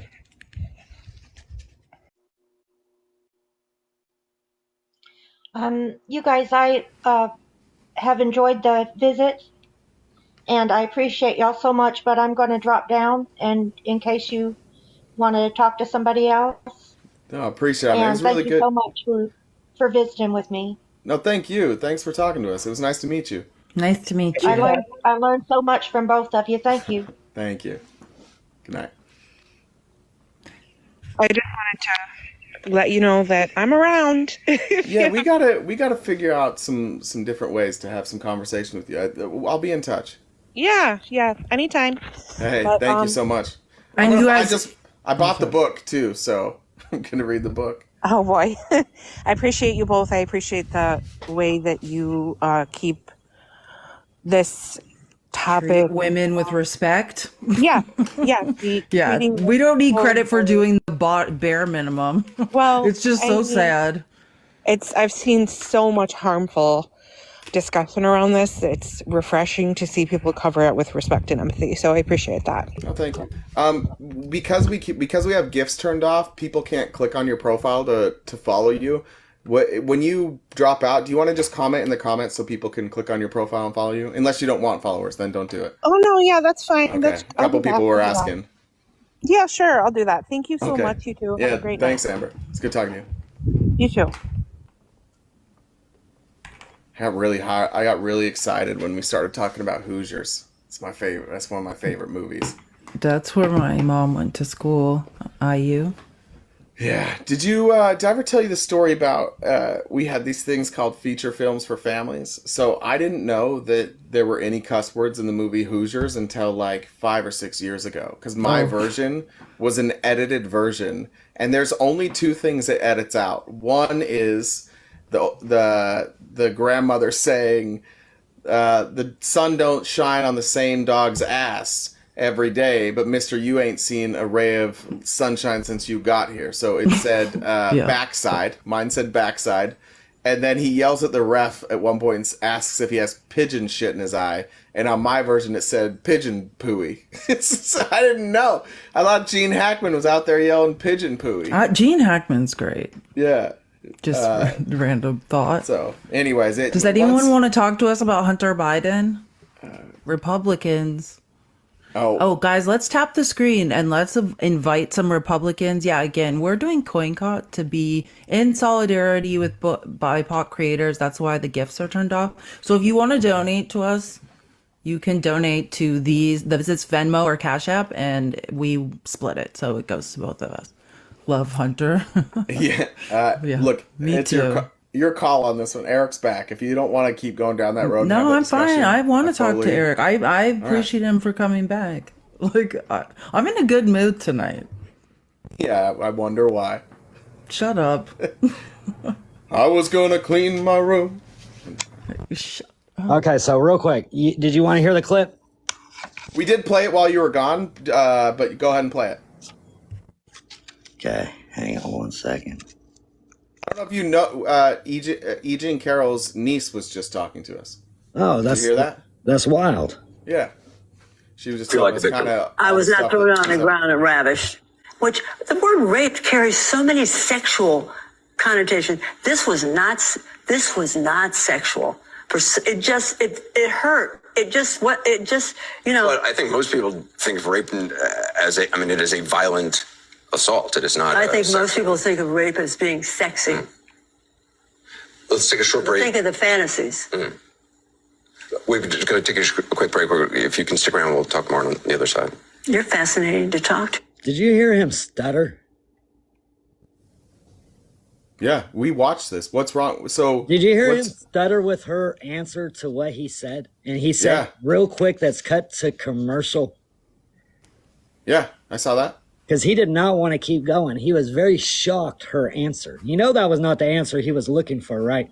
Okay, we're going to do it again, Eric, because you have amnesia. And that's I'm just okay. saying. Eric, you have amnesia, so that's fine. We'll do it again. That was not the answer he There's was no for. words. That's why he cut that shit There's short. no words that she can say that means that she can't be assaulted. And also, you cannot, like, what are you trying to make? You're making the case that she's crazy? She's crazy. Why? Because she has an opinion? Because a woman has thoughts about sex? That's why. Because a woman has thoughts publicly about sex. Eric says she's crazy.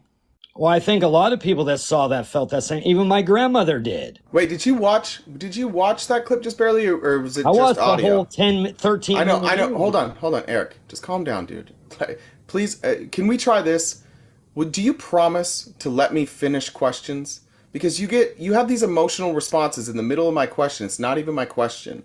I'm asking you, when you just played that right then, were you only listening to the audio or were you also watching the video? I'm watching the video. Okay, so when you see her face, is she smiling when she brings that up, when she says, I think most people think it's sexy, is her face playful?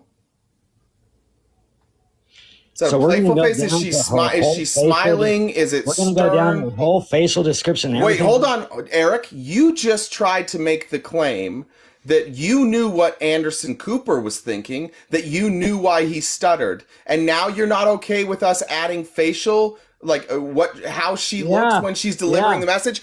Eric, we are human beings. The way that we recognize things like sarcasm and a joke is by facial. Sign of communication is nonverbal, Eric. Right. So there is a vast difference between viewing something and listening to something. And viewing something gives you context clues. If this is a person who's flirting, who's trying to be sexy, the face that she's making doesn't make any sense. So does she look like she's having fun? Does she look playful when she says that? Yeah. Okay, she looked playful too when she said you're interested. I feel like, yeah, that was playful. Yeah, compare the two faces. Compare the face when she says. But mostly, none of this matters at all because any woman can talk about sex, and that does not make her crazy in any way. Talking about sex, having opinions, and Eric, we talked about this while you were gone. But E. Jean Carroll is an older woman, and Eric, grape.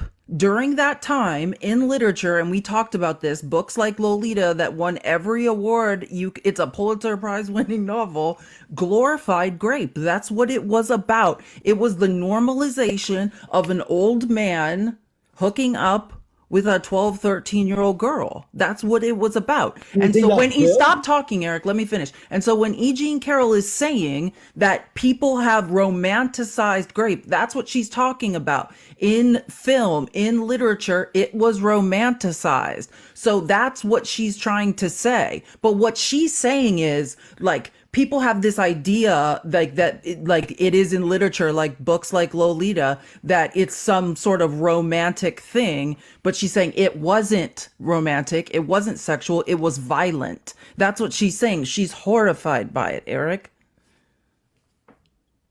Very horrified. Said it hurt her. Like, you're not getting it, Eric. I think you're misunderstanding on purpose. Like, if this was your daughter, Eric, if this was your daughter, would you be doing this? Would you do this to your daughter? Would you do this stuff? My daughter wouldn't be pressing false charges. This is wild.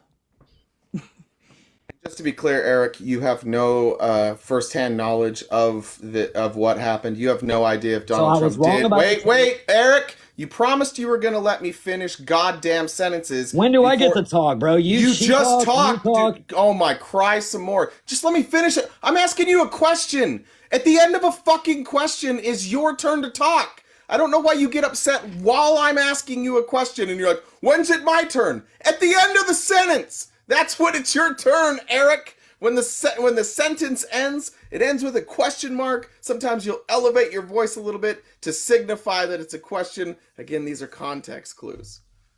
Are we with me now? Okay. So Eric, you nor I nor Felice were there. You nor I nor Felice know what happened.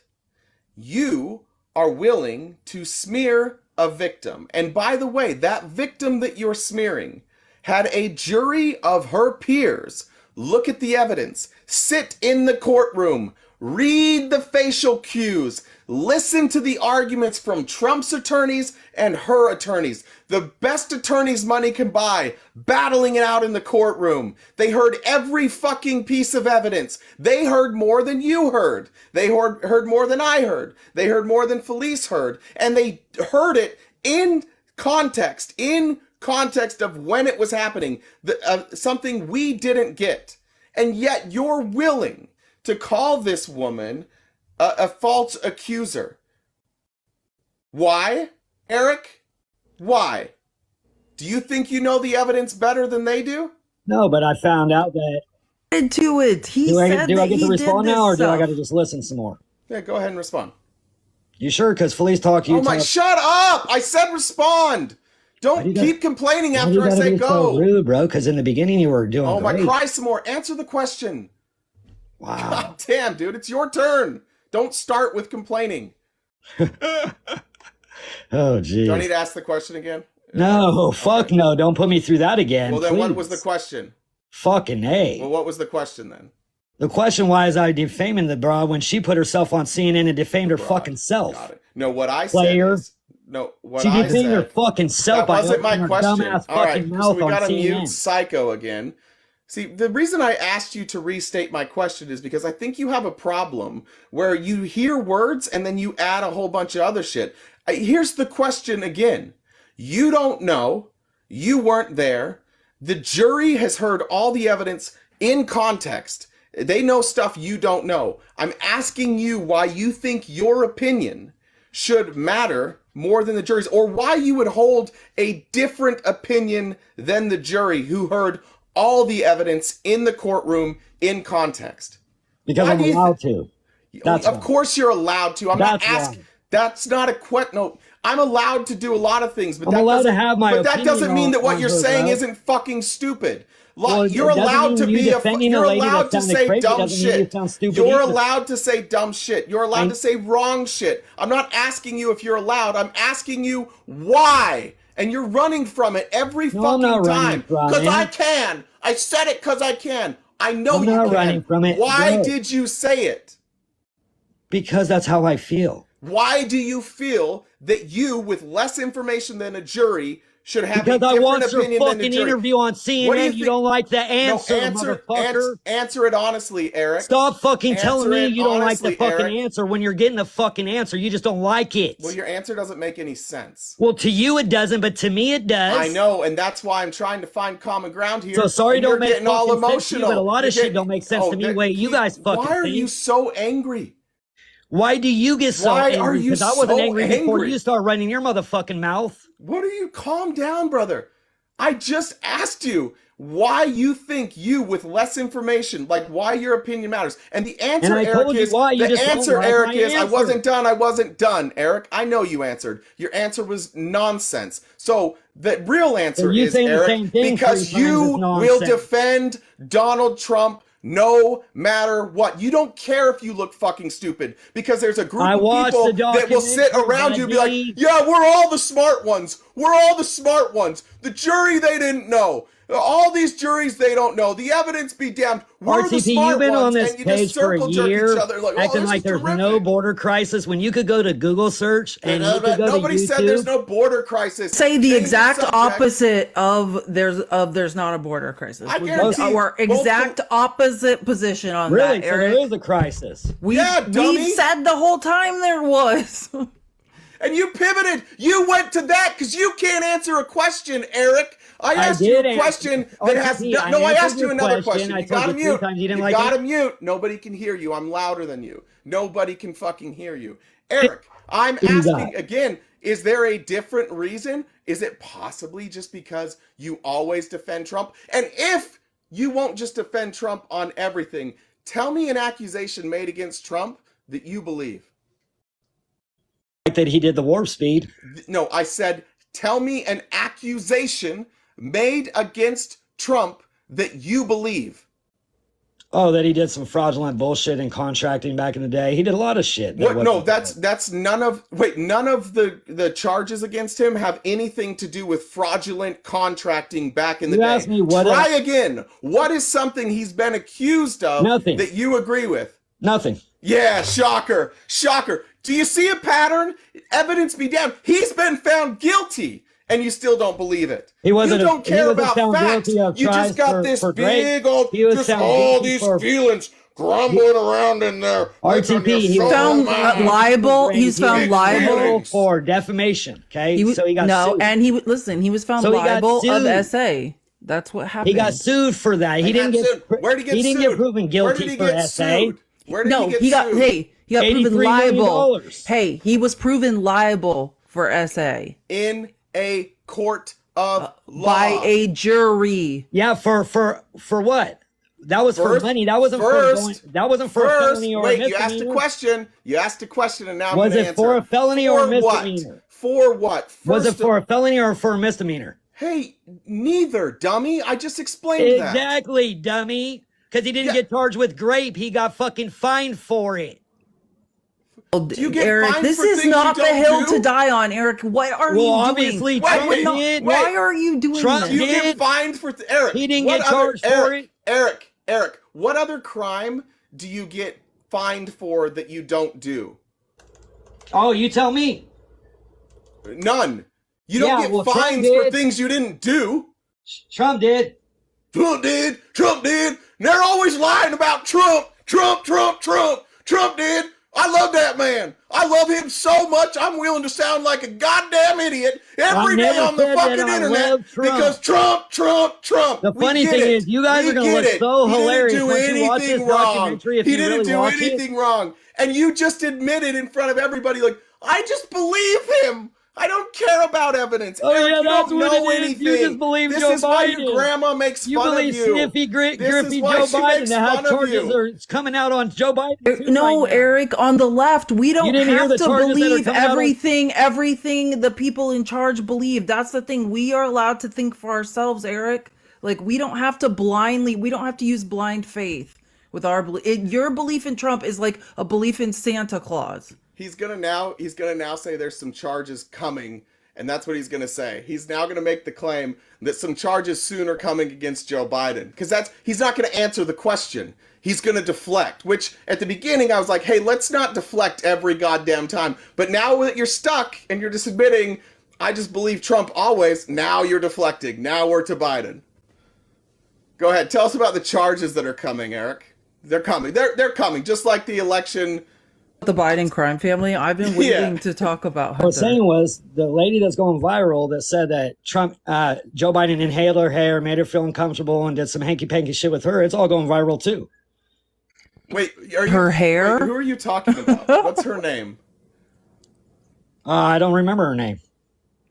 It's not that important. You sure have a good grasp on these facts. He inhaled hair, did hanky-panky, and she doesn't have a name. How could I not believe that story? She has a name, with facts like this unnamed woman who had her hair inhaled and was playing hanky-panky.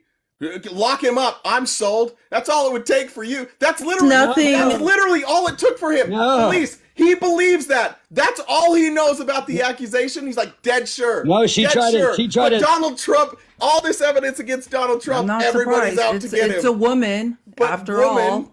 Yeah. Because we believe her. Got it. So RTP, do you think the news ever made up stories about Trump? Admit that you just brought up a story with no fucking facts. You don't know her No, I name. did. You You're don't know right. what You're right. happened. You I don't know did. anything about I that did. case. And you just brought that up as a did. whataboutism to Donald Trump being charged civilly liable with sexual abuse. And you're like, Yeah. but what about these charges that I read about on the internet that aren't charges yet? But they might be charges, but I don't know what they are. That's the same thing. RTP, you got me, It's bro. not You the don't have same to say it like thing. 3 times. I I know, but I like making fun of you, and I like admit when doing I'm it wrong, and you can go loudly. ahead.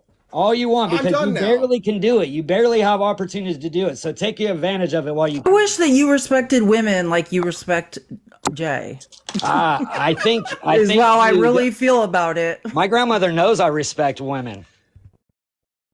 Ask your grandma. How Eric, just listen. I don't know you, so I don't know what your actions, right? Because I Right, know so very I much like appreciate you not actions saying how are I respect actions are women and speak. how I feel Well, about Eric, the rhetoric you're spewing tonight is anti-woman. I wasn't Absolutely. spewing rhetoric. I was listening to the video that she said, and me and my friends laughed at it. My grandma laughed at it, and she thought she was a little cuckoo and had some screws loose. That's all.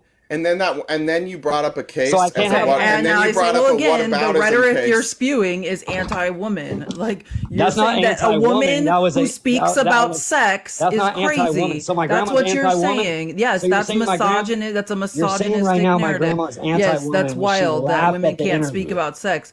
All men talk about is sex, and that My doesn't grandma doesn't devalue think that- my them. grandma They're doesn't not. know Men too are many not people that crazy fantasize when they about speak rape. about sex and fantasies, but women are.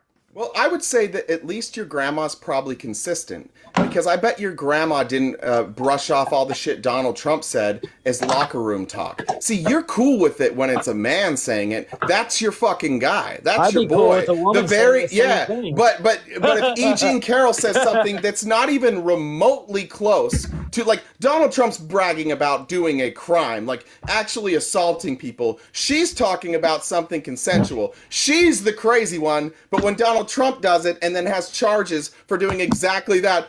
Fine. Yeah, Well, no, woman is Eric, that's consensual, why woman- she's Eric. woman is consensual, Eric, woman is that's not. why she's saying she wishes you had the same respect for women as you do for Donald Trump, because you're willing to overlook things Donald Trump does and says because you like him, but you're not willing to overlook nothing compared to what he has said. Nothing.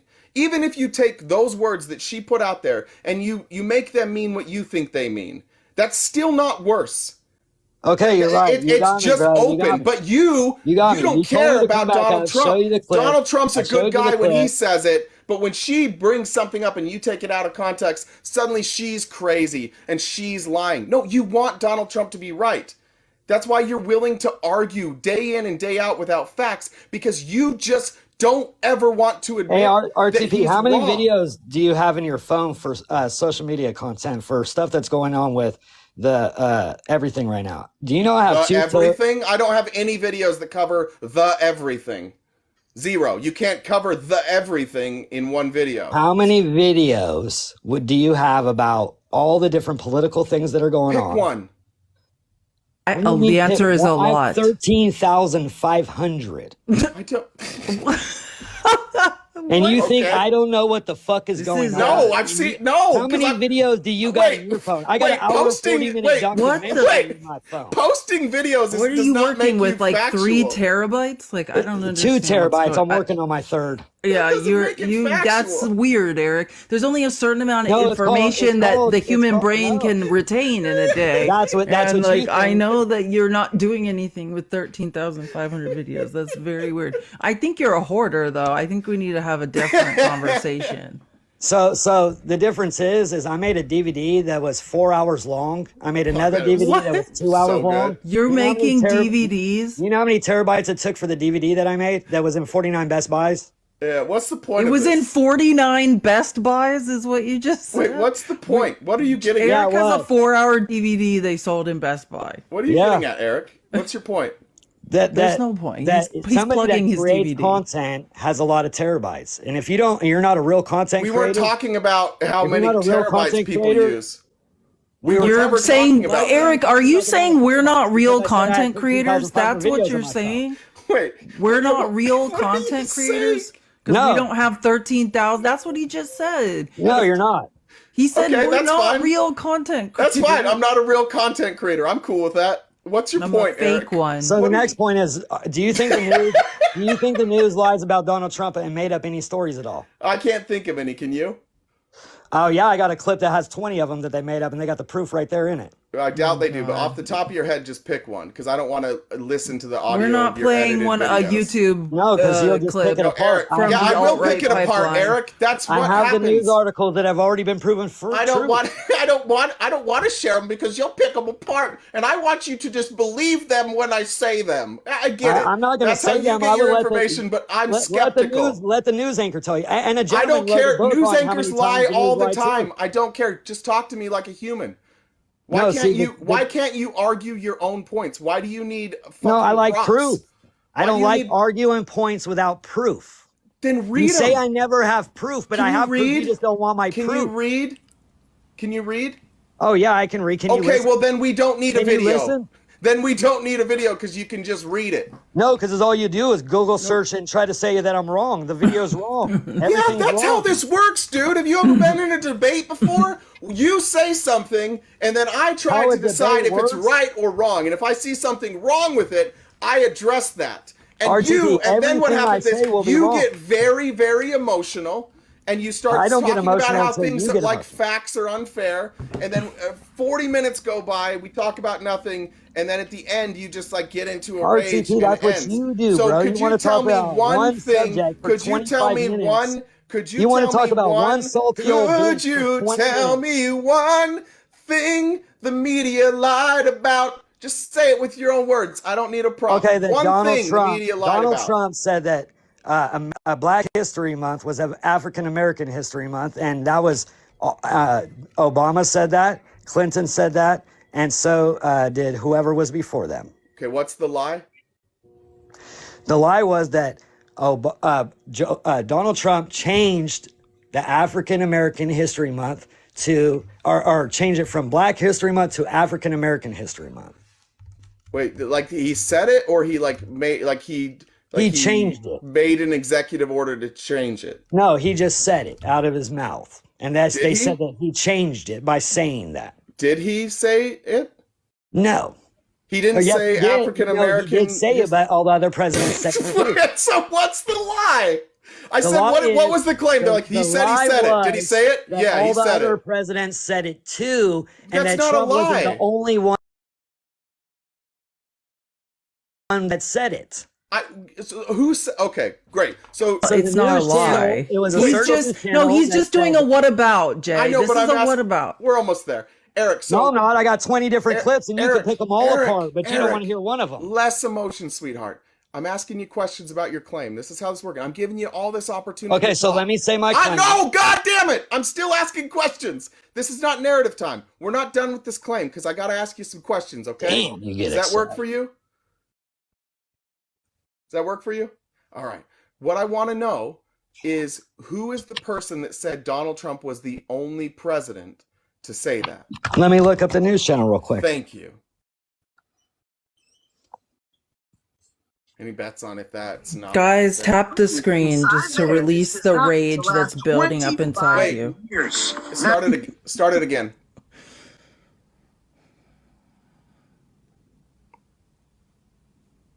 Eric, you're He muted. hasn't found it yet. I don't think he's found it yet.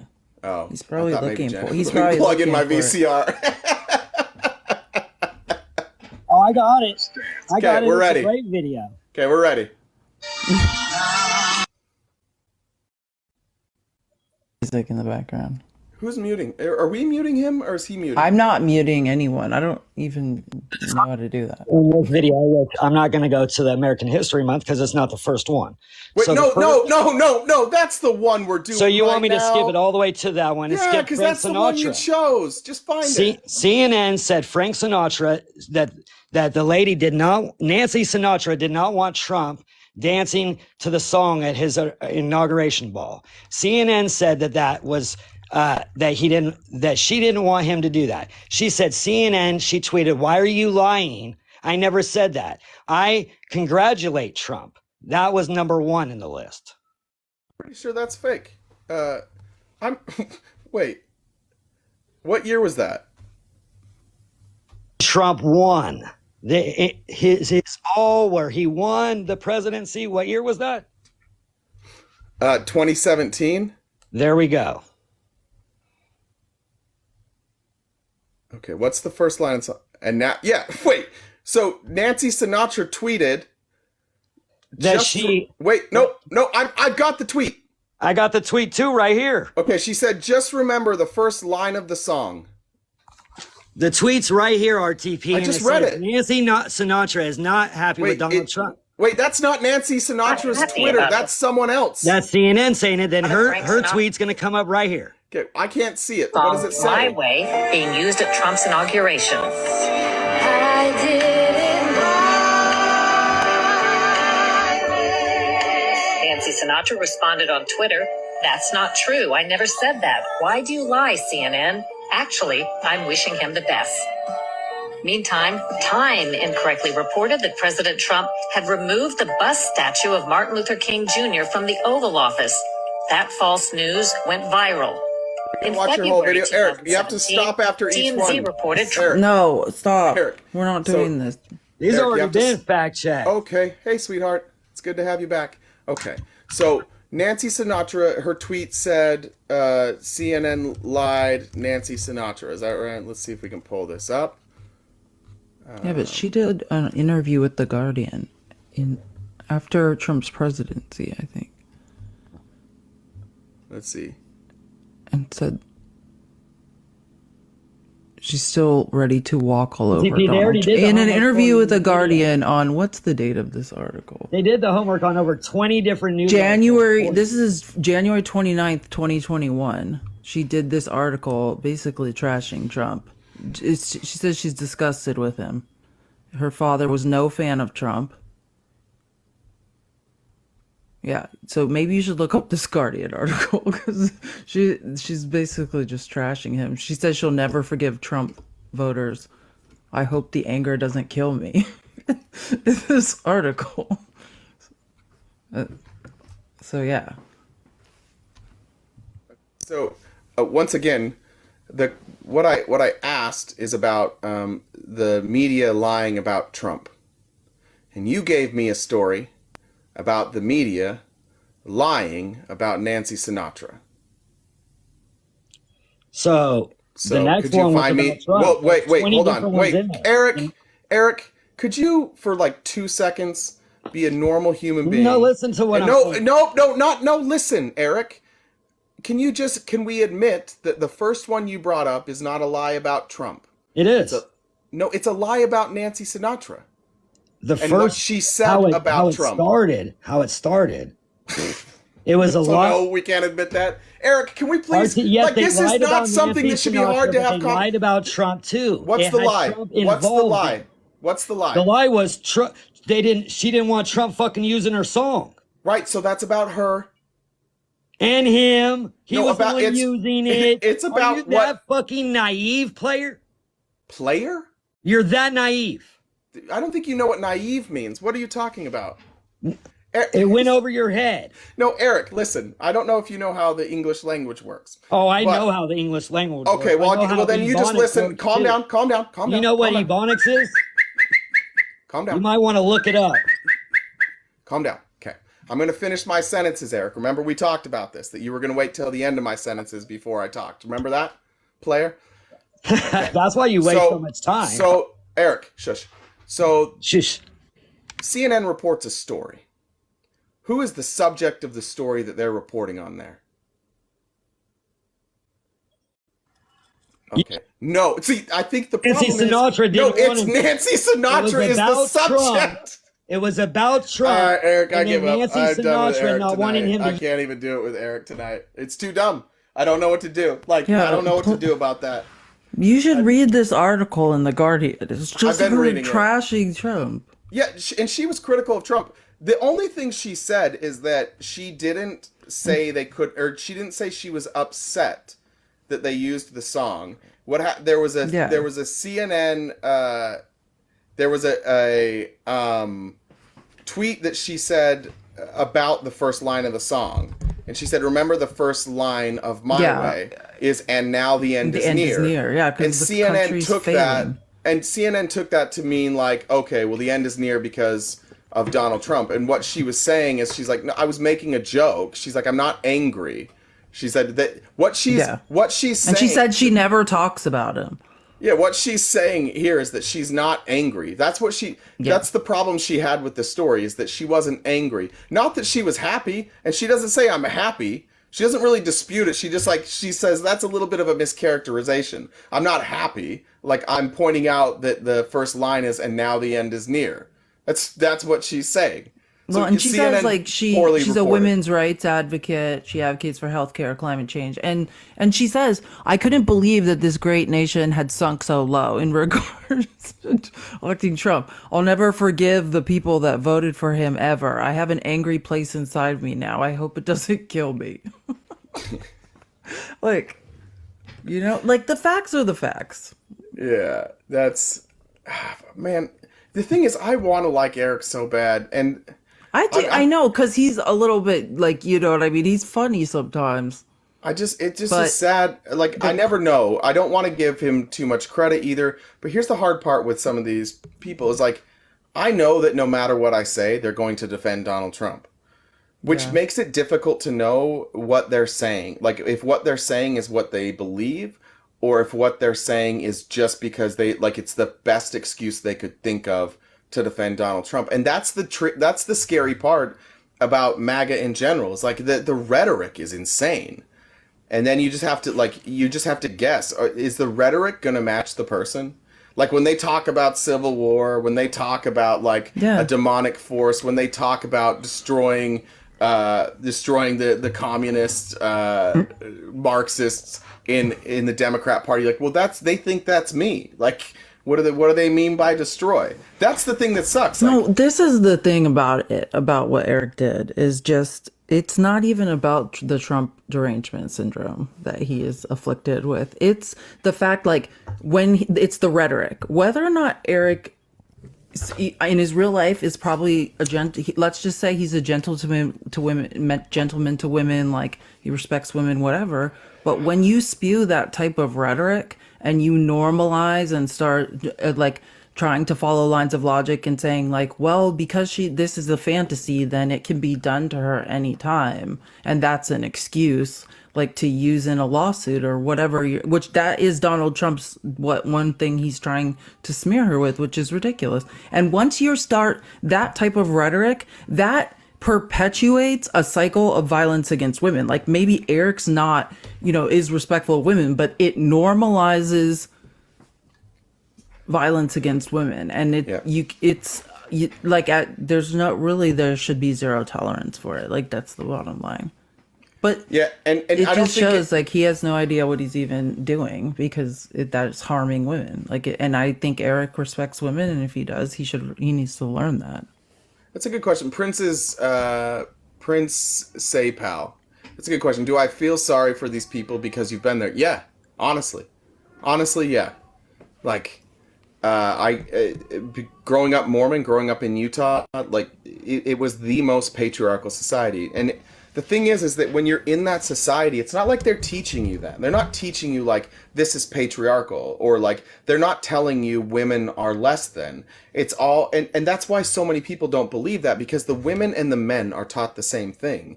That the men having all the power, that the women being directed to have families, to have children. Like, all the girls I graduated high school with, a lot of them got degrees, but, like, the common thread was when you asked one of the girls that I graduated with, are you going to college? They're like, yeah, I'm just going to go until I get married. Like, that was part of the plan. They knew if they found somebody in college, they were going to get married, and that they already knew they were going to stop going to school, because you get married, you have kids, now you're a mom. Like, that's your thing now. And so, but when you're in it, you don't recognize it, right? And then when you have leaders of the church and we would call conference talks and bishops' council, where they're saying like women. By the way, in the temple, when you get married, the women swear an oath before God that they will honor and obey their husband. Like those are the exact honor and obey. And if you are taught from beginning and then all the way through marriage, honor and obey, well that gets a little hairy. You better hope that you married somebody who's going to treat you well, or who's going to recognize your voice. Because if you marry somebody who doesn't, and by the way, your engagements are remarkably short because you can't have sex before you're married. So people like they meet each other, they get horny, they get engaged, they get married. That wears off, and then you're like, oh shit, who did I marry? I never got to know them. Like that's the kind of culture that it breeds, and it breeds like. I hate getting too personal, but like.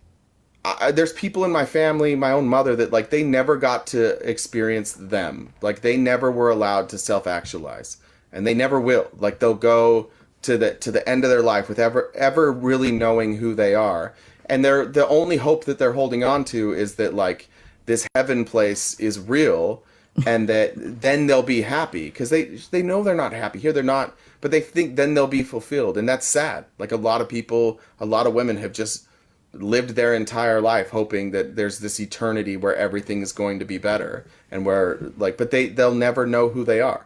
It's not even in their brain. They probably don't know that you can be like as much of an individual as you are. And that's why the MAGA thing and like this type of rhetoric just like it just makes me sad. Like I've seen it a million times. I have lots of friends who are in super unhappy marriages, and they'll never get divorced because you're not supposed to. Yeah, it's miserable. Yeah. So many people in Utah and Idaho. That's like the number one searches for am I gay, am I lesbian, are in Utah. Like the number out of all states, the number one queries like on search engines for that is Utah. For Pride Month, I think everybody's repressed. You are not allowed to be who you are. Like, stuff that deep down. For Pride Month, I think Google should change like all answers to that question in Utah to like, I don't know, probably. Just say something like that. There's like no search results. So I think, yeah, you probably are. Or that's just really fuck with them. We'll see what happens in Utah. Yeah, there's a lot of reasons people are stuck in marriages, but like I just feel like I have I don't know, maybe it's because of the marriage. Like my parents have been married for like I don't know, like a long time, like almost 40 years. And like if that's love, like no thank you.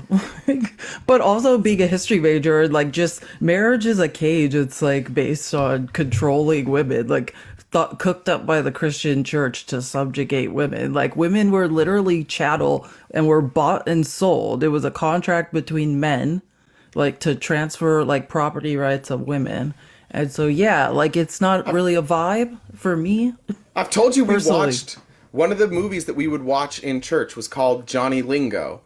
And like the moral of the story is like it's from I don't know if it's Philippines, I can't remember, just maybe it's one of the like Samoan islands. But the moral of the story is like there's this girl and nobody wants to marry her. And Johnny Lingo, who's like the handsome prince of the town, is interested. And everybody's like, why are you interested? And you would, based on how beautiful the wife was, you would offer a certain amount of cows, and like a 2 or a 3 cow wife, a 4 cow wife, and like absolute smoke show, that's a 5 cow wife. Well, Johnny Lingo comes into the village where they have this homely, matronly looking daughter who's nobody's interested. And Johnny Lingo goes to the dad, says, I'm interested. The dad's laughing, right? Like the dad's like, oh my gosh, somebody's on the hook. He's so excited. And he sits down for negotiations and he's like, he's going to play it tough. And he's like, I want 3 cows. And Johnny Lingo says, I'll give you 10. And they're like, what? And then like 5 minutes later, they get married, they go on their honeymoon, they come back, and that like she's beautiful now. And the point was like, if you pay a lot for your wife, she'll get more beautiful. Like that was the story in church. To just make your wife feel beautiful by lavishing her or her father with cows, I guess. And then she'll be fulfilled. And she was just so happy and fulfilled because she was 10 cows. Pretty good. Makes perfect sense. Go watch Johnny Lingo. In no way is that depressing.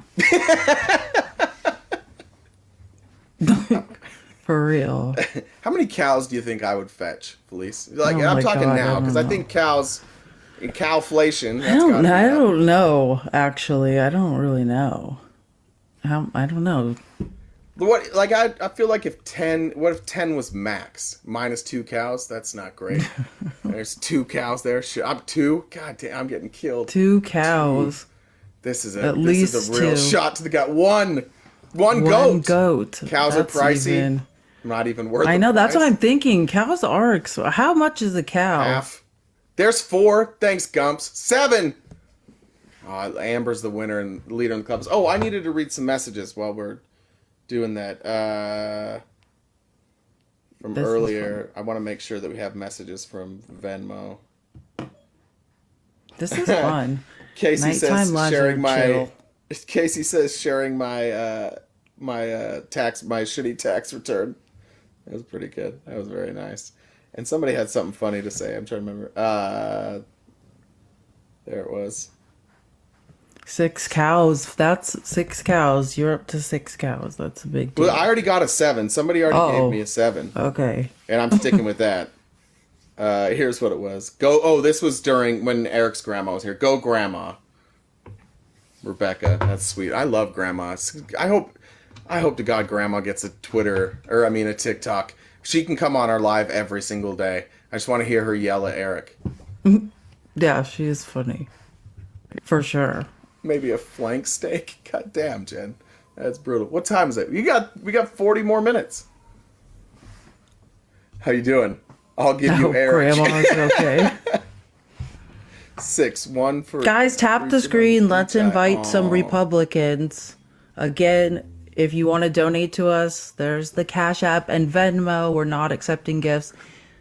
I look mellow. I am. I don't know. I feel like mornings are more, not stressful, but it's just a different vibe.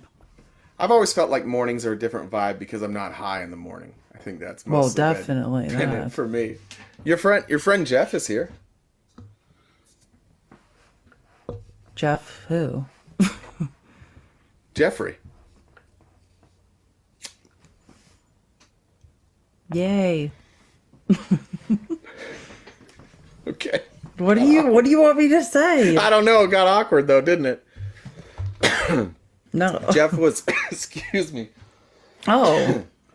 No, I just got a little cough. No, I get it. Now the comments are making it clear. Yeah. Jeff was. Jeff, I apologize. I haven't given you advice on your golf swing yet.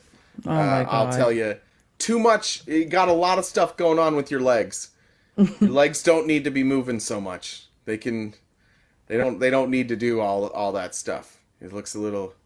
I forgot you and Jeff are friends again. Best. I'd say best. I forgot. Yeah. I was like, what's happening? He showed it. Well, he came on the other day and he was like, he was rational. It was weird. He didn't once say he was the best debater on TikTok. He didn't brag one time. It was really bizarre. It is weird. Only time will tell if this is like some sort of actual change.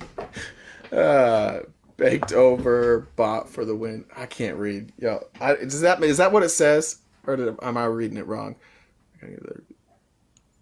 Yeah, Baked it is. over, bought.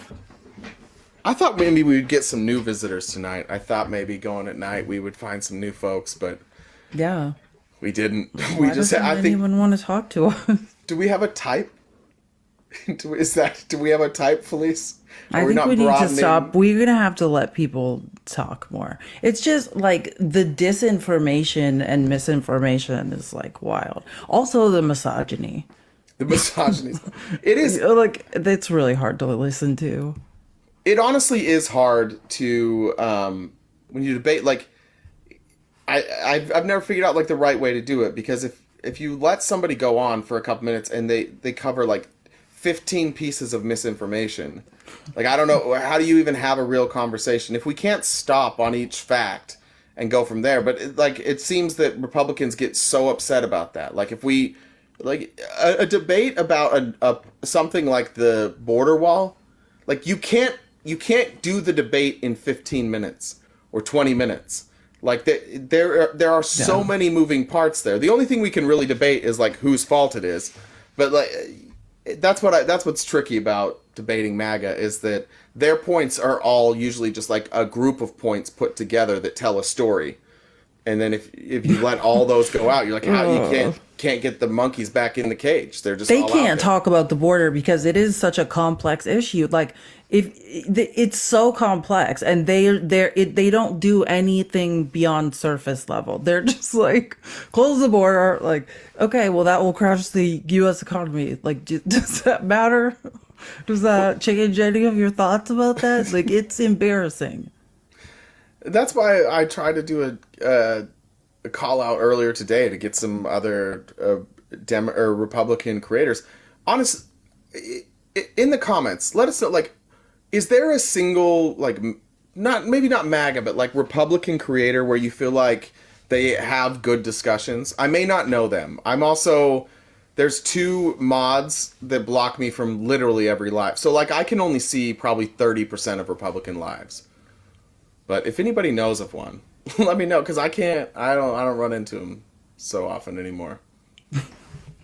Gorilla's here. Oh.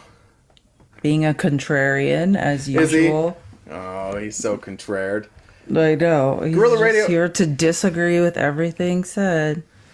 How does it feel, Guerrilla Radio? Did you talk to him the other day, too, when I wasn't here? I wonder how it feels, just being Guerrilla Radio, to look around. Just like you're on TikTok and you look around and you're like, there's all these people and they're making all these arguments. And all the people that side with me are like David and Snuggles and Eric, like, and Jeffrey. Is there any recognition there? That those are like 3 of the most hysterical, emotional people. That's the best part. Have no facts. Yeah, I keep getting shirts out of it. Yeah, that's true. That is a really cool. It's a cool shirt. Like, you're getting your 15 minutes of fame. Great sweatshirt, great hoodie for sure. But then let's expand that. Let's go past TikTok. Now go to the internet. Go to content creators on the internet. Tim Pool. Are you proud of that? You proud of Tim Pool? Yes, he loves Tim Pool. Proud of Matt Walsh? Oh, God. Proud of Ben Shapiro? Like, are you guys proud of these people? Do you know that they're also not making good arguments? Ben Shapiro's your best one. He's the best one. And even Ben Shapiro at this point is running out of, like, has anybody watched that Destiny? Yeah, that Destiny debate? No, you need to send it to me.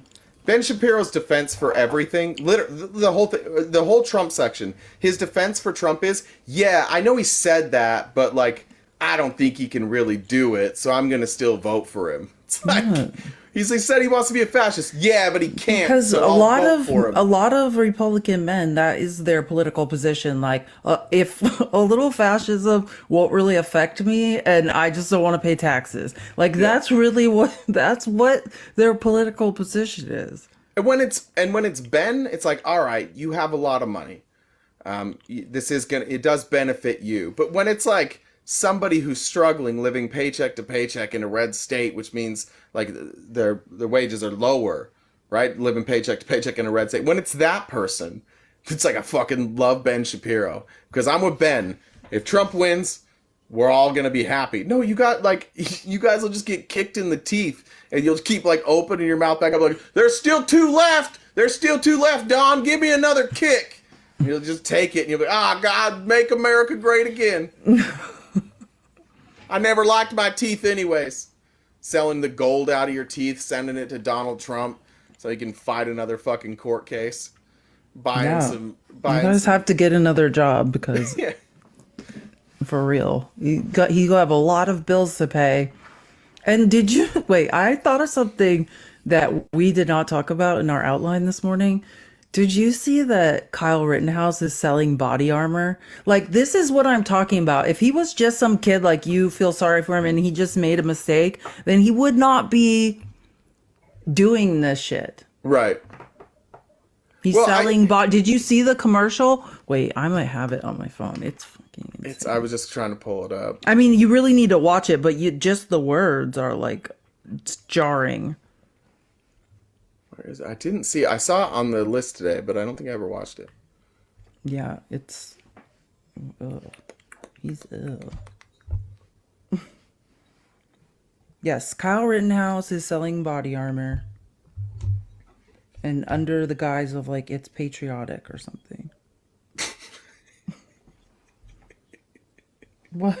There's nothing more patriotic than scaring the bejeez. Like, don't go around in body armor. You're gonna give everybody a fucking heart attack. And what does that also say about how our gun laws are working? You know what? It's working good when like you can just sell body armor. Like it's a business. It's a legitimate business for. And they're like, I can't remember what the slogan is, but it's something insane. It's like it's free, it's freedom, or something nuts. Like, oh God, I found it. Okay, it's like kind of like they're at like, let's say a Black Lives Matter protest or something. They're simulating like a protest, and there's like smoke. I don't know. This is embarrassing. Hold on. Mankind is not made for safety. Wait, is this as loud as this go? To defend ourselves and our homes and to resist Okay, tyranny. hold on. Mankind is not made for safety.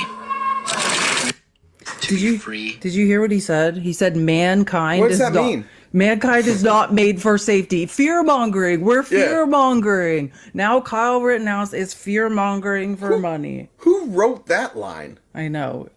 Mankind is not made for safety. Yeah, in this world, I'm Kyle Rittenhouse. We're all fucked. We started off. Buy this body armor. Like I can't. There's a good chance you won't make it through this commercial. There's no one's safe. Defend ourselves and our homes and to resist tyranny when it attacks. Our duty is to be always ready, every time, everywhere. Ready to speak, ready to stand, ready to build, and ready to fight. I'm Kyle Rittenhouse, and I'm partnering with Armored Republic to provide free men with the tools of liberty. Free men with the tools of liberty. What the liberty does that like mean? walking around He's every day providing free men with the tools of liberty. Yeah, that's what's happening. Are you That's free? what we need Hell to yeah, sell I am. people. Body armor. Like, I'm gonna get a. this is I'm where gonna we're get a at, bullet any minute. America. This is where we're at. Everyone settle in. Everyone sleep well tonight, because this is what's happening. This is capitalism. I know this isn't the point, but he's a terrible fucking reader. Yeah. He so can't. bad. And how many times did they probably have to have him recite that before? Well, it sounded like it was the first time he was like, he sounds like somebody who can can read the words, but doesn't know what any of them mean. Like his intonation's all off. It's like he's seeing these words for the first time. He's sounding them out. He's nailing it, sounding them out, but he's not really selling it.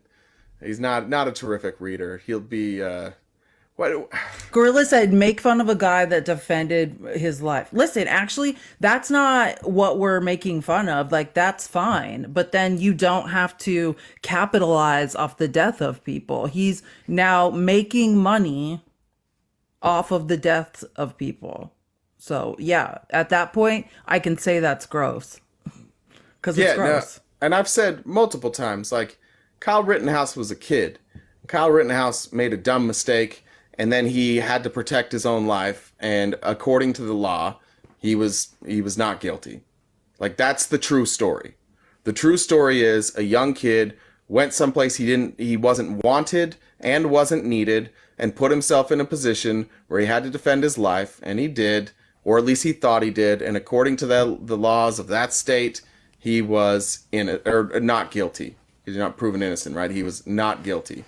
Like, that's the real story about Kyle Rittenhouse. But the other part of the story is he was around a bunch of grown-ass men. And they were communicating. And they thought, it's a good idea to bring a 17-year-old fucking kid to Kenosha on a night when we're afraid of violence.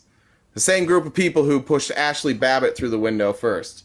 Like, they don't care about children. What kind of fucking men bring a 17-year-old kid? Like, take the Kyle Rittenhouse part out of it. What are the rest of these guys doing? They care so much about America, so much that they're willing to risk the life of a 17-year-old kid to protect a building that the owners are like, we don't want you here. What a fucking hero Kyle Rittenhouse is. What a fucking hero all those people that invited him are. Like, it's crazy. Like, why you guys hold him up as a hero? Why are you Whereas, like, simping? Like, yeah, how about the people who are no longer alive? those people would be alive. And guess what? Those two people, there's no evidence that those people were ever going to burn down a building. And guess what? The building didn't get burnt down. So what was that all for? Gorilla says 17-year-old kids go to war. Yeah, they really shouldn't. Like, I mean, they're not qualified to like make serious decisions. Their frontal lobes aren't fully developed. Well, in some cases, still go to war. I don't think so. No, not really. Not today. We changed I wouldn't that. think so. Yeah, I wouldn't think so today. But at some points they did. Yeah, and we went, and it was because we didn't have enough people. Yeah. Right. So we had to go with 17-year-olds. But even 18-year-olds, like, still, yeah. Like, I don't know. I don't think that's not a justification for Kyle Rittenhouse. Like, we need to change. We are failing children in this country. The only redeemable group that we should be protecting and saving at every turn, we are failing these children. They are growing up completely unsafe. Yay, Leanne! You know Leanne? I love Leanne. I love Leanne. Leanne and I go way back. Hi, Leanne. Leanne, before you came around, Felice, Leanne used to send me messages about a couple times, maybe a week, and just be like, I watch your show every day, and I hate it. I hate Mitt Romney. I hate everything you say except for we agree about Mitt Mormons. Romney ruined the Olympics, is what Leanne says. He did. He can take his mom jeans and hot dogs and go away. But we agree about Mormons. That's the only thing We Leanne do. and I In agree fact, that's why I've been like spewing in the comments. I sent the missionaries that came to my house your way. Yeah. Send them to my way. They'll leave real I fast. sent them your way. Good. Did you have a nice visit with them? You know what? It was, it's raining here, and I had a knock at my door, and I saw two big, like, black things out there, and after I didn't answer to the knock, they rang my doorbell, and then that's when they were not going to go away, obviously. So I opened the door, and there was two missionaries there. It was a very blunt conversation. Here's the key, Leanne. Here's the key. Next time, I try to be nice. Next time they show up, you open the door and you say, "Hell yeah, the strippers are here," and just walk at them with both hands open. They'll never come back. They've never come to my house before, except today, or tonight actually. But oh geez, it was so bad. Like, I even told them that my dad went back to being a Catholic. I told them, like, they asked to come. That's pretty bad when you're like, never mind, Catholicism makes more sense. That's not a good sign. We're not going to go there. We're not going to go there. But they asked to come in and pray with me and all this, and I just said to them, you know what? You need to go to Arizona and go to this guy's house. Yeah, please send him my way. Send them both my way. Hey, are you on the Biden train yet? It's been a while since we've talked. Okay, so no. Damn, thought we had you. All right, are we close? No. Are we closer? No. God damn it. What happened since the last time we talked? We had you on universal health care the last time we talked. I still am. Well, what the shit? All right, why are you voting Trump still then? What's going on? This is pretty bad. Like, it's bad. That's not a good start. That's not a good start, Leanne. Like, I'm not even shitting you. I have gone to work. I've talked to people at work. I've talked to people. It's just, everything's horrible. What's horrible? Everything. You live in Utah. That's on you. Don't live there. That place sucks. It's on you, Leanne.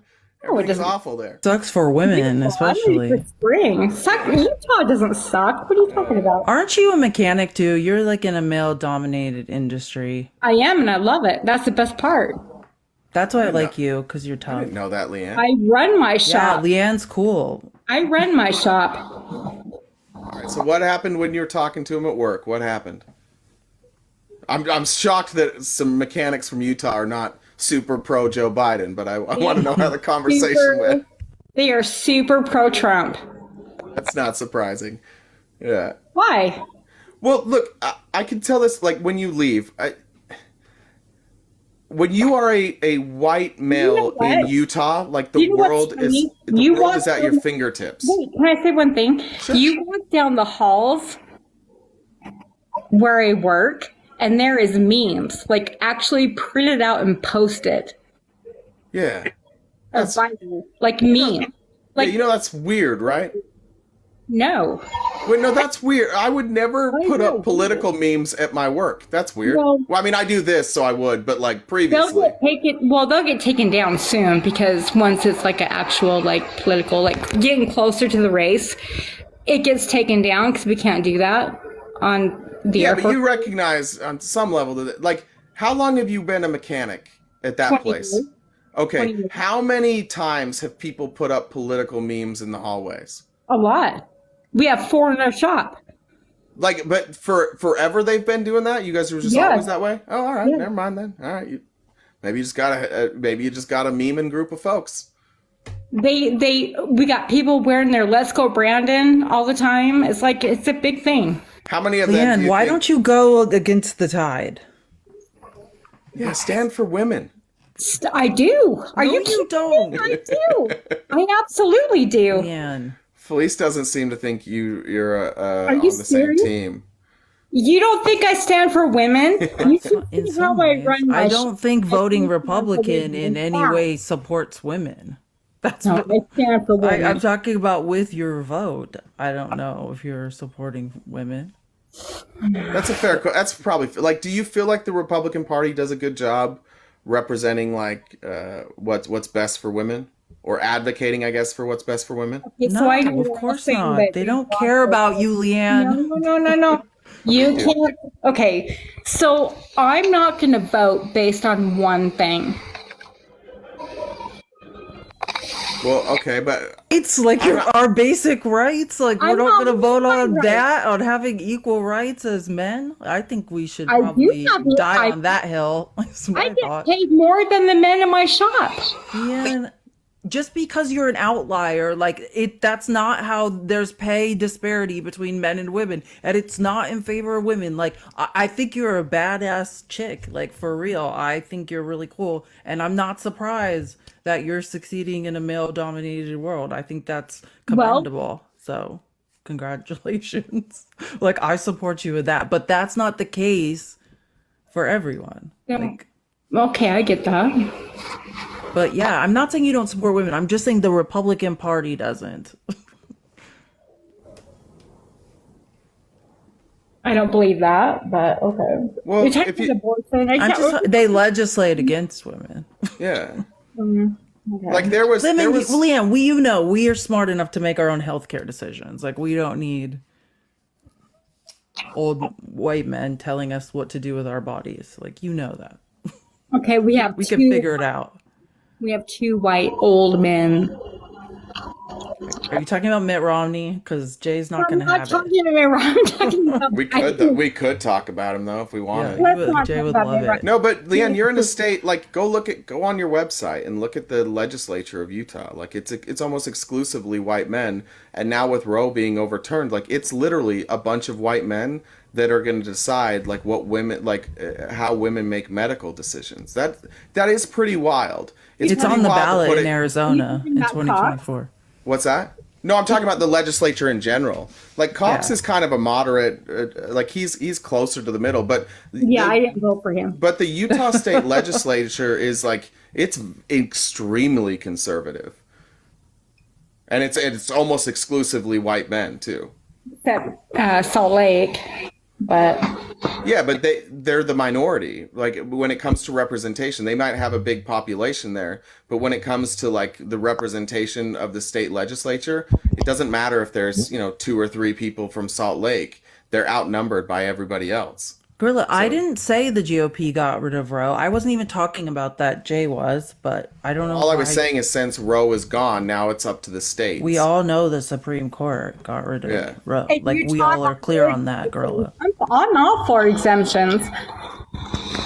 exemptions. I'm all for that nobody. And I think if you're right wing and libertarian or like libertarian at like adjacent, then no, like we don't need the government in our doctor's office. That is the biggest, like that is big government at its scariest. Yeah, the thing about it, Leanne, it's if you look at it ideologically, if you're saying like I'm all about it with exceptions, well, why are the exceptions not like the things that you would prosecute, right? So if you don't want certain types of abortions to happen, for example, like if you didn't want to allow third trimester abortions, then why not just write a law that says we're outlawing third trimester abortions, or we're going to outlaw abortions at the 9th month, wherever you individually draw the line. And for me, there's no line. It's all 9 months because I think women are going to make the decision for themselves.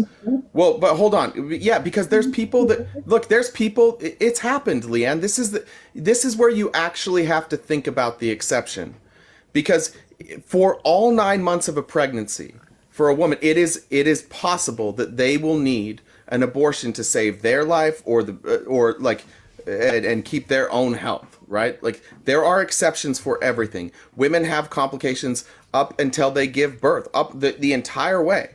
So I don't like a law that sets these rules where like if I need a medical care, for me, just if I was looking at it from my perspective, if I need emergency medical care, I don't want to have to go hire an attorney, go to court, and fight it out whether or not I can get that medical care. Different. So that's why you set it. If you want to draw lines, there's better ways to draw lines. But what we're trying to show you is they want control. If it's about the exceptions, if it's about the places where you're not comfortable with an abortion, get the law to be written about that specific instance. But don't blanket ban it and then force women to have to go get a court order in order to make a medical decision. That's crazy. Okay, there's no blanket ban. There's a blanket ban up to a point with exceptions.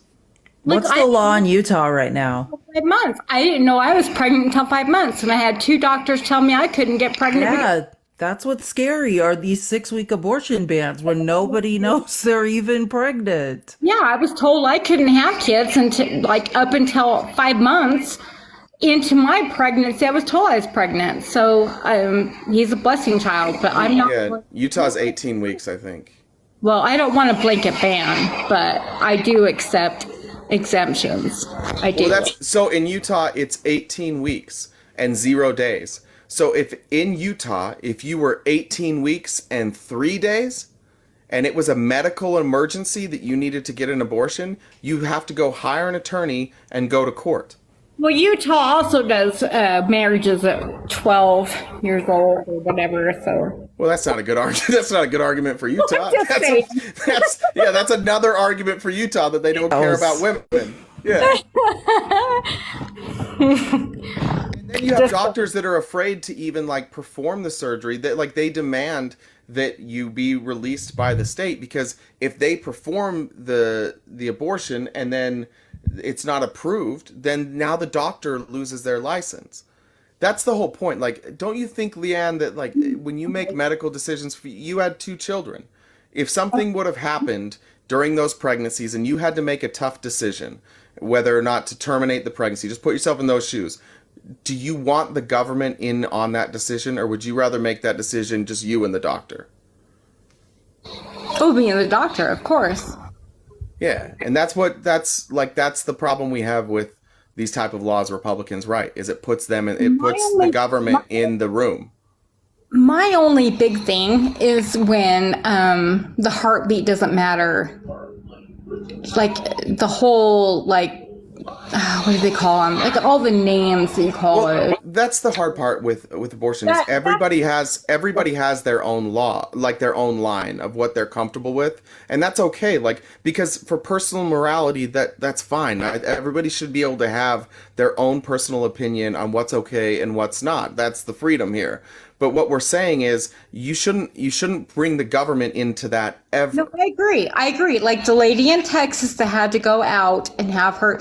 Okay, so Heather Cox, yeah, like no, yeah, I was grateful that the Attorney General or something like approved it. no, he didn't approve it. He fought No, her, and she left the state. But who approved it first, and then it got denied?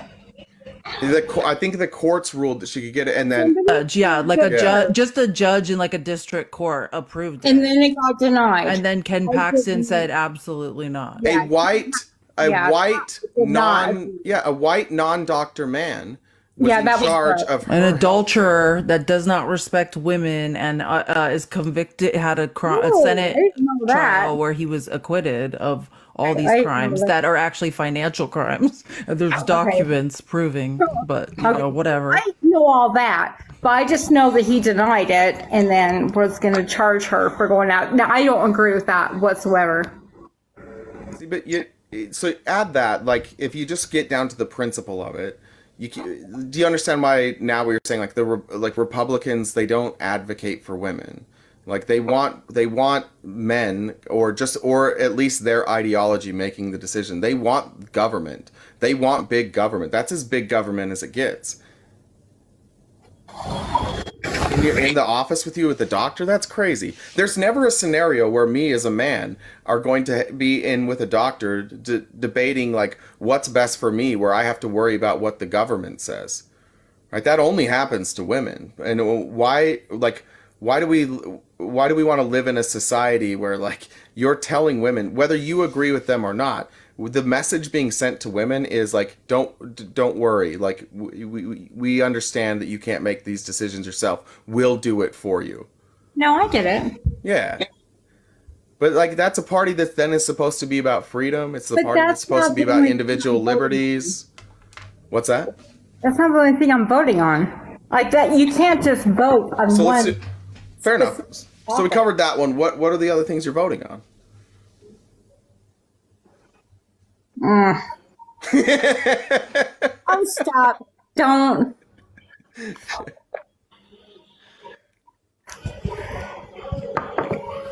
Look what's going on with Fannie Willis.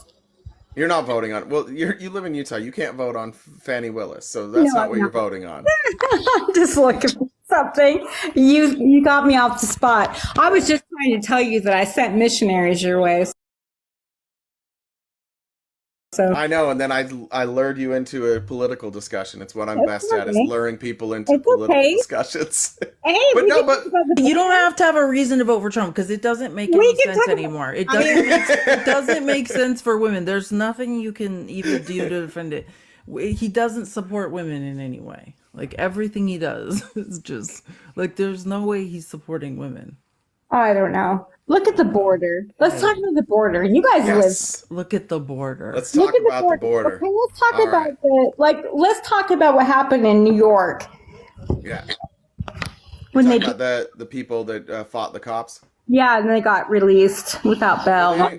Yeah, without bail, right? Because they don't have any money.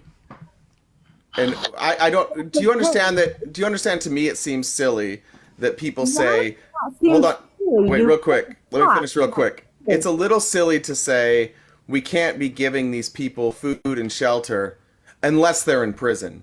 By the way, it's way more expensive for us to put people in prison than to put them in a hotel or a shelter. That's far more expensive. So and they don't have money. So are you saying that what we should complain about spending money on them and then spend way more money on them? It doesn't matter where we spend the money. We're going to spend money. We could give it to them in a check. We could put them just in prison some more people. Like it doesn't matter.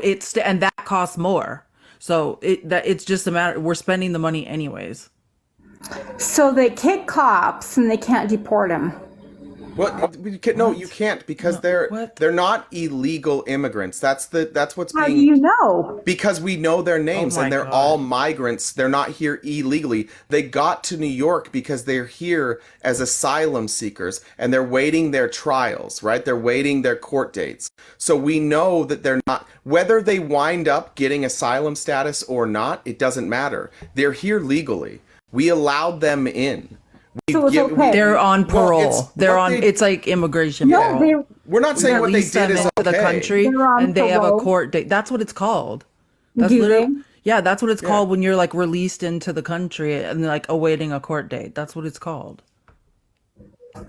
So, but again, Leanne, like, don't believe why do you that. think you I- know I that's? don't believe Well, Why do you that's think? what I'm just telling you what it's called. Look, you How can many- look it up. How many acts of violence do you think are committed against police per week?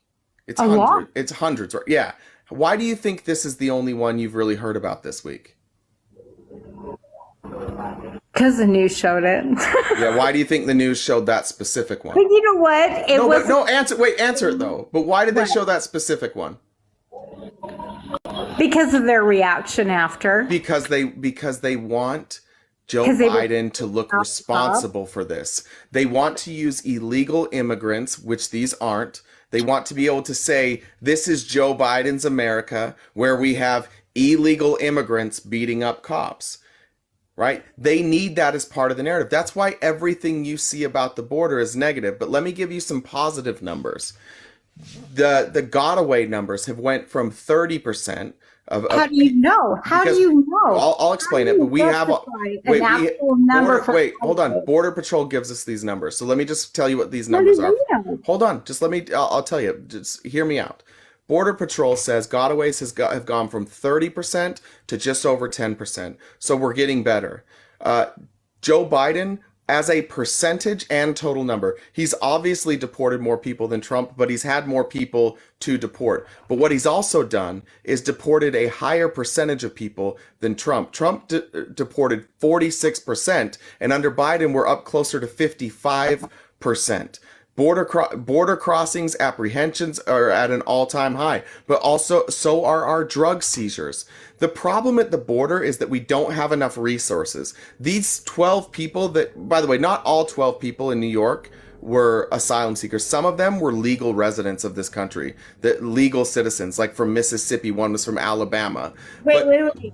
What 12? there were 12 people suspected of beating up these police. There were 12 people involved. So out of those 12, not all of them were asylum seekers. Some of them were citizens. I don't know if you knew that, but anyways, what we need, if I didn't hear we of 12. I've heard of 7. there's 7 that they've arrested. There's 12 suspects. Okay. Gotcha. So what? What was I gonna say? What you were talking, you said that like what we don't have is resources. Oh yeah. If you're upset that there's 12 people on the streets of New York and that they're doing this, like, you also need to understand that they're in New York and they're waiting because we don't have the resources to deal with how many people are coming into our country. We need more people. And so, but in the Senate, the Republicans and Democrats have agreed on a bill to make this possible, so we have way more resources, so we can speed up the process. And they're saying at 5,000 people, we'll shut down the border. Last month we had roughly 8,000 a week. Was it a week or a day? 8,000 a day. Yeah, no, at times over 10,000 a day, but the average for the last 30 days in December was 8,000 a day. So this deal includes shutting down the border when we hit 5,000. Like so closing this the border. Yeah, no more people come in. This would shut down the number of people coming in. It would significantly reduce them, and we have more resources to catch gotaways and to deal with the processing claims. The only reason this bill isn't being passed is because Donald Trump has said, like, I don't want to pass a bill while Joe Biden's in office because that will give him a win. It will make him look good. I heard that. So Donald Trump doesn't care about you. I heard that. He doesn't care about you as a woman, and he doesn't care about what's best for our country. He cares about him. He's willing to let the country continue to deal with this crisis because he wants a political win. So if you're going to point fingers, if you're going to be upset about all this stuff that's happening, you at least have to understand that the reason we're not dealing with it is because Donald Trump is telling the people in Congress, don't deal with it.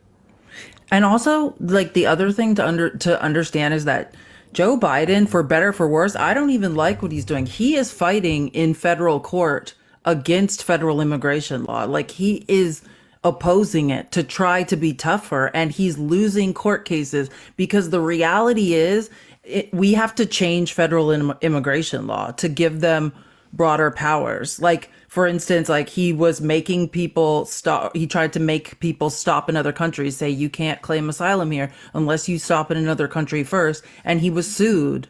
And Ooh. that was, yeah, like he was taken to federal court and he lost the appeal. So that's what I'm saying. Like people are saying, oh, that's why impeaching Mayorkas is ridiculous. Like people aren't aware that the Biden administration is fighting in court to do this stuff, and federal immigration law opposes it because the idea of asylum is like you can't tell people running for their lives to like stop in another country first. They Like that's should. it's against the way federal immigration law is currently written. It's against it. So my point is, in order to change laws, the House Republicans have to write new laws. Like, so that's what we have to do. We have to change federal immigration law, and we have to get more immigration judges, and we have to let immigration officials like adjudicate the cases we know a judge doesn't need to see. Because that's why people are sitting in these sanctuary cities. Leanne, I don't know how much time you have, but I don't know if you want to talk. There's somebody here that he's a former Border Patrol agent, and he understands you. If you want to just ask him some questions, but he could at least probably give you a better picture than even what we're giving you on like what's happening. I'll bring him up. I think he's here. Bobby, if you're here, I'll invite you. That'll be good. Bobby. Bobby's awesome. Yeah, we've been looking for a reason to use him. Hey, Bobby. Okay. Hello. This is Leanne. Leanne is wonderful, and all other border agents are just like discontinued, apparently. I don't know what that means, Leanne. What did you mean by that? All other border agents that spoke out doesn't mean nothing. No, I think that Bobby, you probably agree that we can. One guy is gonna like. Wait, hold on, Leanne. Hold on, real quick. Hold on. So Bobby, I don't even know exactly what Bobby's opinions are, and I think that Bobby would agree that border agents can have a wide variety of opinions on what we should do. But the reason I think it's important to have Bobby here is so that in order for you to make have an opinion about the border, like we should all know the facts, and then we can decide like what those facts mean. We can have different opinions, but what's nice about having Bobby is he can tell us like what's being done, like how the process works, what his opinion of what we could do to solve it. And maybe you'll agree, maybe you won't. I don't know.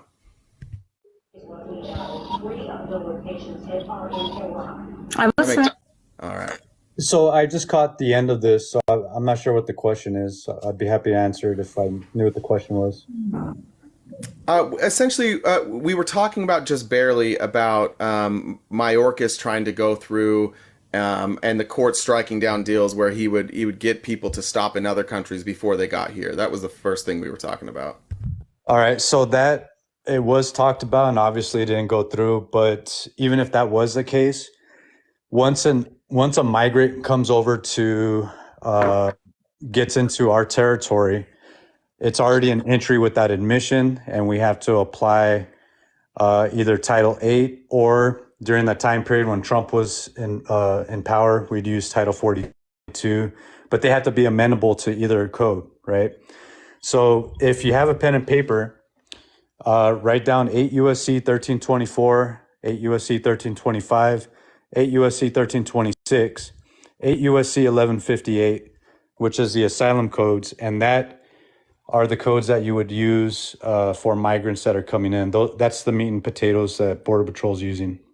And like briefly, what if you could recap those for like briefly what like I guess give us sorry I'm high. Give us an idea like what that means in simple terms. So if a person comes in for the very first time and it's their first entry into the country, they're going to be amenable to 8 USC 1325. And it's under Title 8, which is what Biden is currently using. And then keep in mind that President Biden only has certain tools in his box to use because real quick, Title 8 was what we used before Title 42, right? And then now we've gone back to Title 8, right? It's a non-emergency status, correct? Yeah, that's correct. So Title 42 is not even an immigration law. It's an expulsion based on a health code.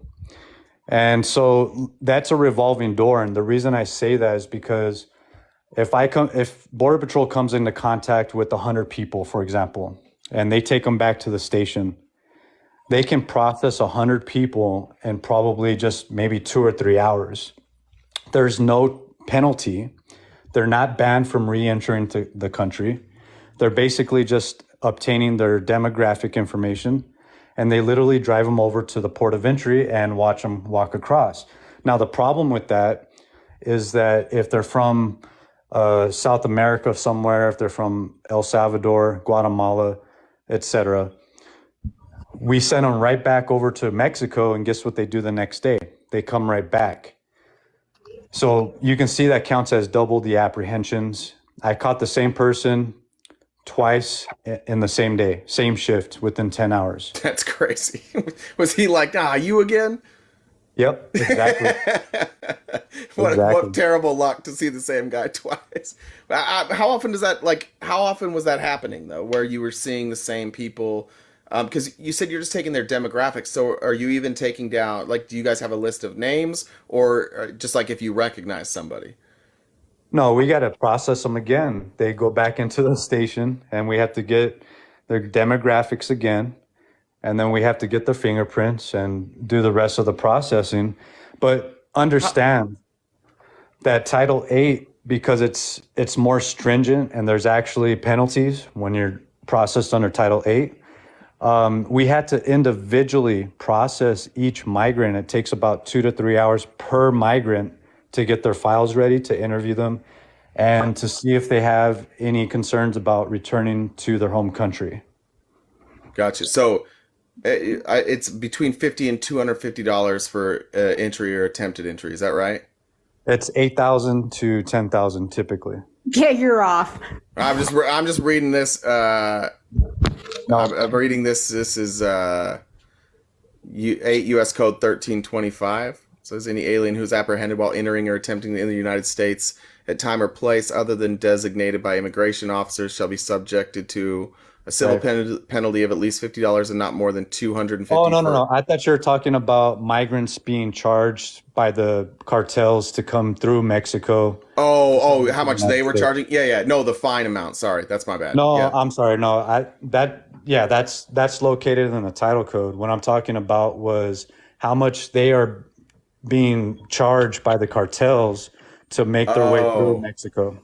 Okay, gotcha. Sorry, I was off. Yeah, no, that was my mistake. I heard you wrong.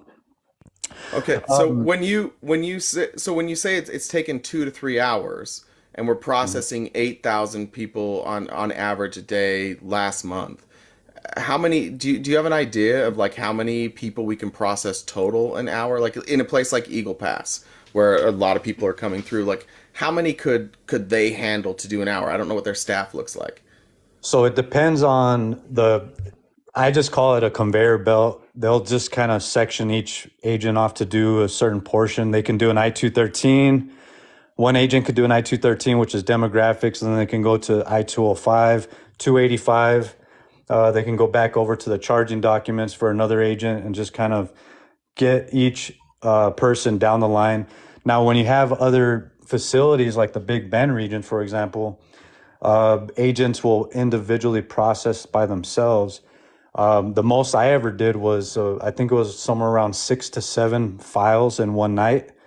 And then we just, we're a 24/7 operation. How long did that take you, those 6 to 7? Is that a 10-hour shift?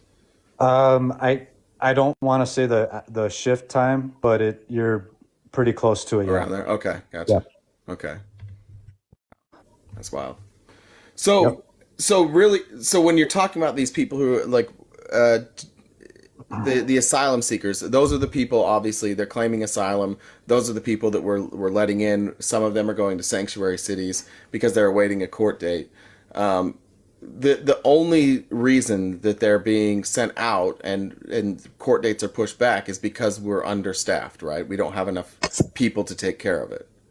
Well, yeah, not only are we understaffed in Border Patrol, let me make a quick disclosure. I'm no longer an agent, and I'm not bound by the Hatch Act anymore. And anything I say is also protected under whistleblower protections. So Yeah, we're short staffed, Border Patrol short staffed. I would say minimum, we need at least 60, 70,000 agents. Not a lot of people even qualify for the job. They can't get through the process. They can't pass immigration law. They can't pass nationality law. And then they can't pass through the physical. They can't get past the polygraph test. Very stringent process. It's crazy. I see ads every day here on social media of like hiring for Border Patrol with like a $30,000 to $50,000 bonus too. Like they're hiring and offering massive bonuses for Border Patrol agents right now, and they still can't get enough. Yeah, and it typically from the when I was in, it takes about 8,000 applications to make maybe 5 to 10 agents. Wow. Yeah. The other problem is that we don't have enough immigration judges. We only have less than 700. So we got millions of people coming in, but we don't have enough immigration judges to streamline that process. Gotcha. Does that make sense, Leanne? Yeah, it's chilling. Guys, I just want to say good night. Thank you so much, Bobby. I followed you. No, I'm so tired. I have to go to sleep. I've had the longest week. Thanks, Felice. Good night, guys. See ya. See you. Sure. You're live. There's also something in your comments, if I may say something. Sure. The right makes it a point to talk about quote unquote gotaways. Gotaways is not an official number, but they're trying to make it one. What gotaways are, if I'm patrolling the border and I see some footprints, and at the end of the footprints, if I'm tracking it down and I don't see anybody or I don't capture anybody, they count it as a gotaway. And so you have an agent that may have just 1 year in service find these footprints, trying to determine how many are in that group, and he goes back to the station and he reports it as, oh, there must have been at least 10 people in this group. Are there other ways that we're counting gotaways as well besides that? Yeah, they'll have cameras, and they'll have other things of that nature. They have drones. I assume then taking that number, taking the percentage of people who come and go like that, like I'd assume that's a really difficult number to get correct, like, or even like not correct, but to even get close, right? Like I can't imagine we can look at those estimates and think that they're super close, right? Right. So I'm not saying that there are not gotaways, but the number is not an accurate number. And you got to understand that the property that Border Patrol agents are actually patrolling are privately owned. So how do we know that the footprints are not hunters or the property owners themselves? So we don't know that for sure. I'm assuming you're also pretty limited on going onto that private land without permission. So there's got to be stuff through private land that you never see. Within 100 air miles, we have access to all lands. Oh, you do? I didn't know that. Yeah. So we can, as long as it's not your immediate curtilage, what the shit is curtilage? Well, where does that? So your house is your curtilage. Your living area is your curtilage. I'm going to start saying that. That's a terrific word. Yeah. Never heard that word in my life. So if you're within the 100 air miles of the border, and let's say you have a barn that is located 50 yards from your house, I can search your barn without your permission. Okay, gotcha. I didn't know that. Yep. All right, so you're patrolling those areas too, but how confident, like, would you say that number is? Like, if you had to put a percentage, or a scale of 1 to 10, how confident of that number is accurate are you? I would say about a 4. Okay, so it's a pretty big guess then. Okay, that makes sense. Yeah. Gotcha. Yeah. And is your mic working now? It's not. Yeah, and I don't know what's going on with your mic. We can't hear a word you're saying. Let me say something about the wall, right? Because that's usually a talking point. The wall, there's a lot of things. What's that? No, I said yes. Let's talk about that. Okay, so let's say politics aside, let's say we build a wall. We can agree that it's gonna cost in the trillions, not only to build it, but to maintain it over a lifetime. Okay. There's 2 perspectives I want you to think about. El Paso, Texas already has a wall. But in El Paso, Texas, the Rio Grande is the demarcation mark between Mexico and the United States. On the other side of the Rio Grande, and by the way, the Rio Grande is the neutral zone. The other side of the Rio Grande is American territory. The wall is at least 100 meters north of the Rio Grande. So the migrants don't even have to climb the wall or go over it. They just have to cross the river. So it's pointless. It's already an entry without admission once they step onto our territory. The other part is, politics aside, you build the wall. It's not Border Patrol agents' job to push them back over the wall if they climb it. They have to have a violation. That means they have to step into our territory. Right. So if they go over it or under it, or they break the wall and they come through, that renders that wall useless because we still have to process them the same way. I guess it does. I mean, it's the wall's a deterrent, right? Maybe useless is not the right word. So the only time that there's going to be a benefit is vehicle incursions. So if a vehicle is trying to get across with illicit substances on the back, okay, that might help. So you're right. Yeah. There's some use to it, but what we're seeing right now is largely coming through legally, right? I mean, it's largely people. You see the videos, like, wait, hold on. Hold on, Leanne. When I say legally, what I mean is like because they're claiming asylum, they have the legal right to claim asylum, and they're coming in at legal ports of entry. So even those who don't claim asylum, they're coming in mostly at legal ports of entry. I might be wrong about that, but is that right, Bobby? Mostly that's where they're showing up, at ports of entry. So here's what you got to understand about the port of entry after 9/11. Okay. They started throttling how many people can actually come up to the port of entry, and they have a set number of people that they're going to allow for a certain time period. Sorry, let me clarify that. Not necessarily just ports of entry, but the places that are designated now to take asylum seekers, because not obviously some of these places are makeshift, but mostly they're being funneled into like a certain place, or once they cross the border, they're going to a certain place where people are waiting to process them. That's what it looks like on TV. Is that accurate? No, because it doesn't matter where they come in through. If you read the language on the actual law itself, it specifically states that regardless of your status at either the port of entry or between the ports of entry, you could still claim 8 USC 1158, which is asylum. Now, it doesn't mean you're going to get it. The majority of the people that I've interviewed thousands, they don't get it because the burden of proof is on them to prove that they have credible fear of I can't say the word, but being unalived, or they have some sort of government oppression. So if you're doing, like, if you're patrolling and you see somebody, you make contact with them, even if you can assume or you know that they crossed the border illegally and they claim asylum, what's your protocol? So if they claim asylum, we set them up with an asylum claims officer. It depends on if it's their first, second, or third time that they've been caught, because there's been repeat offenders. If it's their first time, which is we can usually set them up with an expedited removal. If they claim asylum during that expedited removal process, we immediately have to turn it over to a WANTA. That's a warrant of arrest notice to appear. And we set them up with a court date with the judge. And for how long? So it depends on how much the system is bottlenecked. So if we have years, a lot of people in the process, it could be months, it could be a couple of years.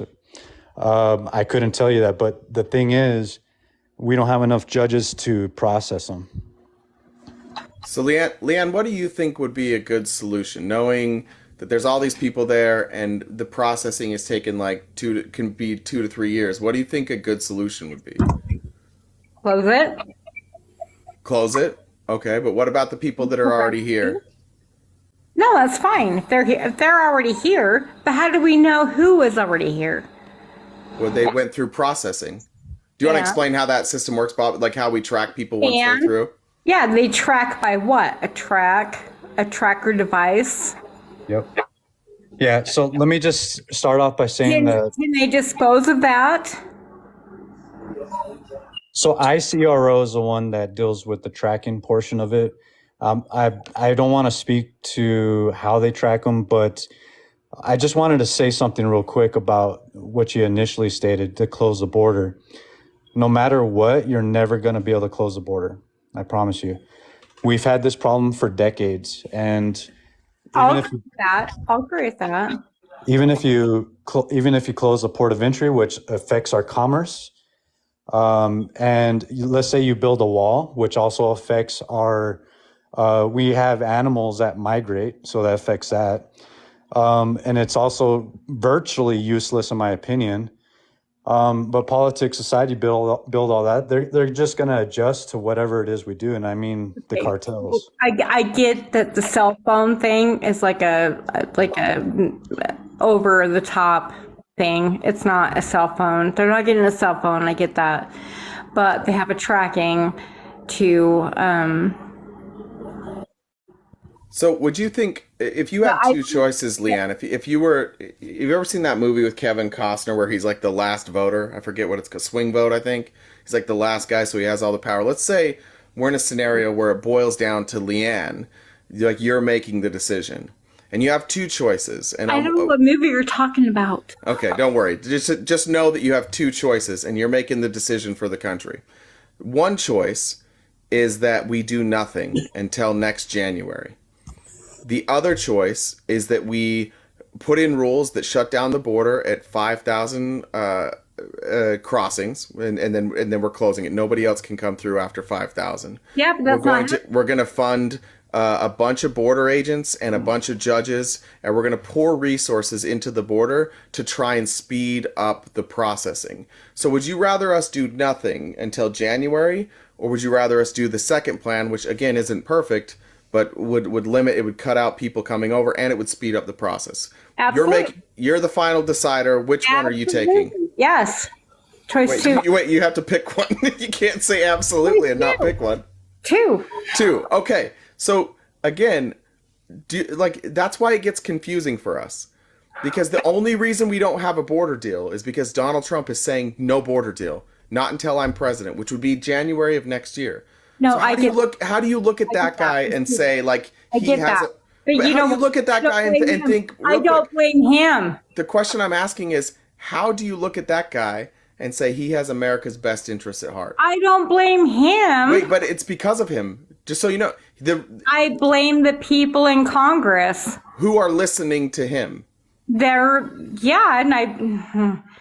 we blame all of them? We don't have to blame just him. I agree with you. I blame them. They could ignore him, but they're listening to him. So I blame both. He's the front runner. I get that, but we're talking about your vote. We're talking about your vote. So we're only talking about Joe Biden versus Donald Trump here. We're not talking about Congress. Joe Biden wants to do something about the wall right now. Donald Trump doesn't want to do anything until next year. He a long time ago. Well, he's been trying. It keeps getting shut down. No, he's been openly discussing a border. Everything's been fine at the border. Remember? Nobody ever said that. That's not a thing. Nobody said that. Everything's been fine. Who said that? All the left. Everything's no, we're not saying that. Closed. We're not saying that. Everything they did. Well, it wasn't as big of a problem as it is now. Like Joe Biden took now. Yeah. Do you know why? Why do you think there's so many people at our border right now? Why? Well, what do you think? What would cause you to leave your country and go ask for asylum in another country? What would have to happen for you to do that? Skip countries and come to ours. I know. What would have to happen for you to skip countries? I don't know. I'm not in that position. All right. Well, let's just say that you no longer, like, all automobiles, whatever you work on, that all goes away. And then there's no jobs in the state of Utah. And you're like, uh-oh, I better leave Utah. And you look around and you're checking jobs. It's like the closest job is in Colombia. and you don't have any money, and you have this is not look, this is not going to happen to you, but I just want to put you I want to give you a hypothetical. So I understand this likely isn't going to happen. No. But you look and you're like, the only job is in Colombia. And by the way, I can't go to Colombia and just show up. Like I've got to claim asylum. Well, let's say that you're being persecuted and that you're afraid because you're a Republican, and it's now the Democrats are running everything, and we've threatened you, right? And so now you've got to go to Colombia, and you get down. Would you be willing to make that journey so that you could live? Would you be willing to make a journey from Utah to Colombia if it meant your life? And pass other countries? Yeah.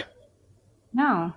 You wouldn't. You would just quit on life. You just be like, never mind. I'll Go just. to other countries first. No, you don't have that option. That's the thing. Oh, I don't have that option? Okay. Well, these other countries. It's cut off, of course. Yeah, these other countries don't have. Of course. These other. But I'm not going to go through. No, they don't have jobs either. That's why. Leanne, shit. this is why I'm making the comparison, because when these people come up from South America, they're going through countries that don't have jobs for them. If I may add something Please. to that, part of the asylum law is that when they don't realize that when they come up here because of the economic conditions and their reasonable fear of returning back to their home country, so they can claim asylum. But the problem is that the majority of them state something to the effect of, I'm just looking for a better life, which is the bulk.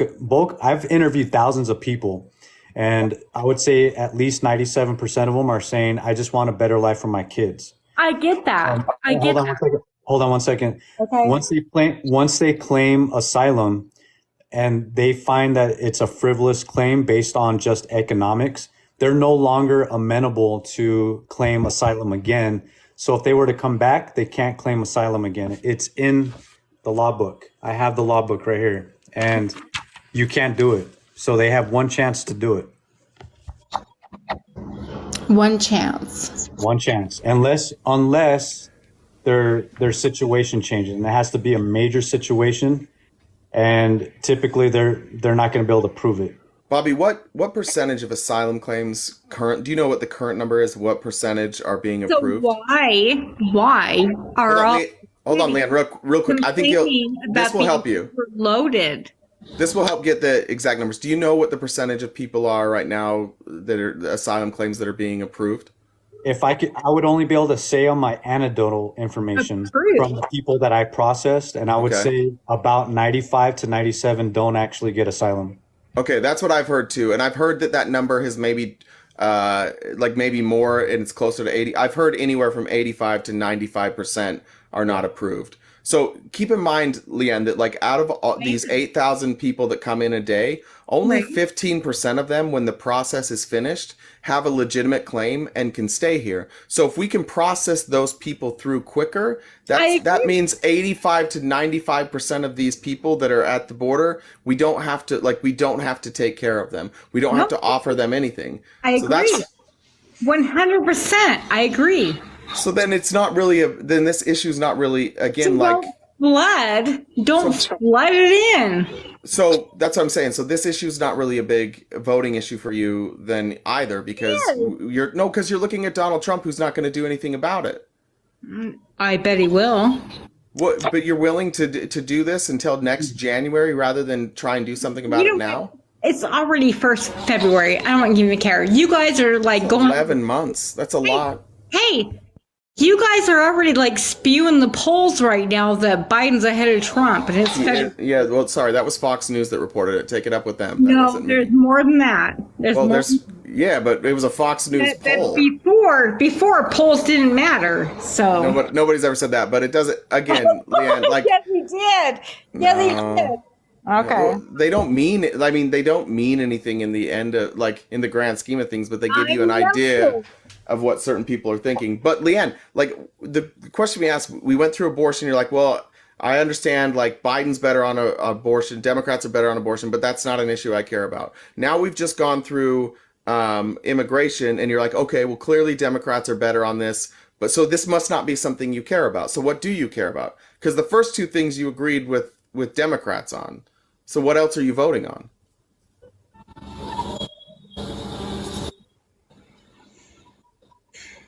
Mm.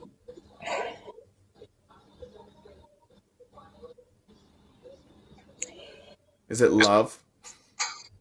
Stop. Are you voting on love? Stop. Does it concern you that you don't have an answer, like a answer super You ready? see these cities, Eric Adams, for one. Let's take that. You're voting, so you're now, the third thing you're going to say that's important to you about whether or not you want to vote for Joe Biden or Donald Trump is Eric Adams. I can't do it. I can't do it. I know, but you don't know because why. after him is Kamala, and where the hell's Kamala? Well, he seems to be representing all your views. He represents your views on immigration, and he represents your views on abortion. No. Well, he does. No. I know you don't like saying that, but you've already agreed that he does. I did not agree. Yeah, you did. You agreed. You agreed with with his stance on abortion, and you agreed. No, I did not. That's not true. Yeah, his stance is the same as yours. That he doesn't want the government involved in that decision. That's your opinion as well. Party pleaser. He's not. Well, whether you believe him or not, like that's what he's saying. Really, so he's looking for votes. But no Republican says that. So, what do you want to do? The people that are saying like, no, we don't agree with you, or a bunch of people who say we agree with you, and you're not sure if they mean it, but who cares? If the legislation comes through in the way that you want it, then isn't that a win for you? I can't do it. I can't do it. I know, but it might. I think it's just your pride, Leanne. I really do. Like, I can't do it. I know, but you realize that's just your pride, right? Like, you just don't want to be a Democrat. Hey, I want a Trump RFK ticket. Yeah, but you don't agree with any of their views. That's the weirdest thing about this. No, you don't. What views? What do you agree with from Trump and RFK? By the way, that'd be a funny ticket. But what do you agree with them? Why would it be a funny ticket? That'd be the best ticket ever. They would lose so bad. They would lose so bad. I know. Remember when I brought up Dean Phillips and you were like, who's Dean Phillips? Look at him. He's still on. Yeah, he got almost 1% in the primary. He's killing it. RFK Jr., his first ticket is in Utah. He's on the ballot. Yeah, okay, but what do you like about them? What policies do you agree with RFK or Donald Trump? They're moderate. No, what policies? Well, RFK is obviously, he's a little nuts, but... Yeah, a little. Yeah. Yeah, he doesn't like science. I don't like his voice. I know people don't like his voice, but I do like what he has to bring. But they don't like how I like how he's switched parties like 4 times in the last 8 months. Who does He's it? gone from Democrat to Green Party, and now he says he's a libertarian. Like those things don't go together. Jay, look at these people running on TikTok. They switch parties. Yeah, but I'm not taking them seriously either. I'm not taking anybody seriously who has switched parties 4 times in the last year. Sorry. Whoever you are, I don't take you seriously. To run to win. He's not even close to winning. What are you talking about? His numbers are dying. That's why he has to keep switching parties. But again, what policies though, Leanne? What? Yeah, I think you just like seeing the same old white dudes up there, and it's comfortable, and you're like, I can't vote for Democrats. I just can't. Why? I don't know. I have no idea why I can't vote for Democrats. You really went racial. I would love a Byron. No, wait. Go look at the Republican Party. It's almost exclusively white guys. No, it's not. How many people of color are there in the Republican Congress? You did that, not me. You did that. I didn't vote for him. No, you're bringing it up. Well, you just said that it's not mostly white guys. It is mostly white guys. I did not say that. Okay, maybe you misheard me because that's what I said. I was like, aren't they mostly white guys? And you're like, no. You did. I said they're mostly white guys. Oh my God. I'm sending more missionaries to you. More white guys? Why do you have so many white guys at your disposal? Stop it. Oh my God. But again, like, you don't really know why you're Republican. You're just like, it's what you're comfortable with. But they're not representing you. You can vote for whoever the fuck you want, but at the end of the day, your vote is not in your best interest. You're voting in other people's best interest, mostly billionaires. Like, the only people really that benefit from a Trump presidency are rich people. You're not voting for you. All right. Okay. So my taxes are being processed right now. We'll see what happens. These are Trump's tax policies, by the way. I know. I know. And they're being processed right now. So we'll see. But what is that going to tell you? I don't know. There's nothing. Donald Trump could come out tomorrow and be like, "Listen, we're shaving everybody's head. And that's the haircut now." And you'd just be like, I'm still not voting for Biden. Like, I don't think there's anything Donald Trump could do that would make you not vote for him, because that's a little silly that you're that opposed to just anybody that's a Democrat. Joe Biden's like the most moderate president we've had. He's so moderate. And you're just like, I can't do Democrats. I don't care. The guy's been incredibly and now civilly held liable for sexually abusing a woman. He's not going to do anything about the border. But I just can't vote Democrat. Stop. Can I say one thing honestly? Please. I've been on many lives on this app. I've heard. Yeah. Oh, you've heard. It's the rumor. Okay, that's great. I'm just kidding. I haven't heard that. I just made that up. But I have, and that you get offended, and then you're like, "But I really did." Yeah. I know I have. No, it's fine. I don't care. But the way that the right and the left talks, it makes my imprint on that ballot even stronger. Yeah. What? Okay. What does that mean? Are you serious? I don't know what you mean by that. I have no idea what you mean by that. What did you mean by that?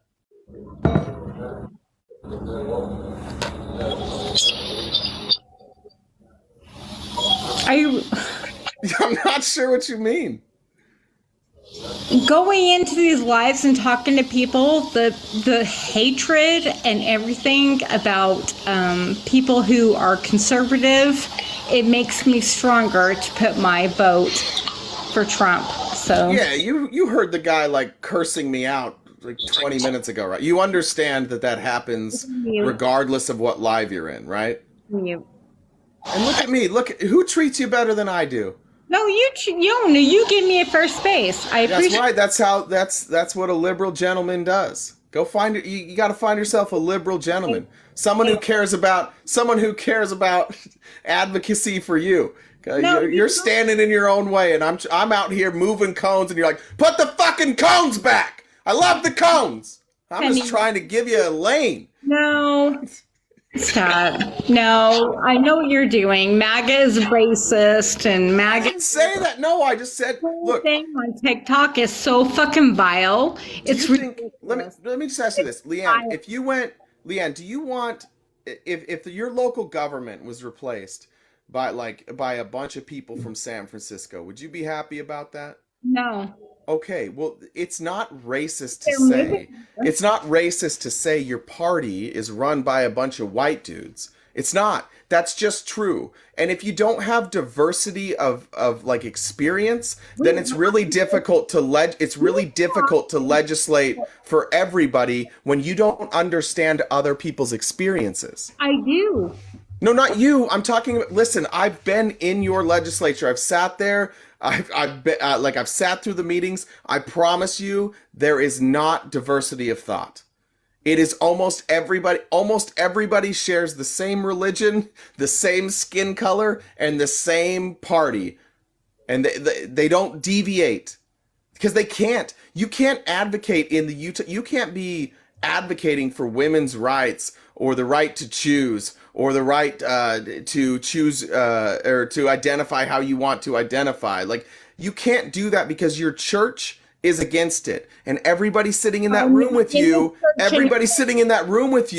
knows what you're supposed to believe. So if you say something besides what you're supposed to believe, you've lost your entire community, and they think you're evil because you're going against what the church says. You live in an oligarchy, like a religious oligarchy. You know that. You live in Utah. You know what I'm saying is absolutely true.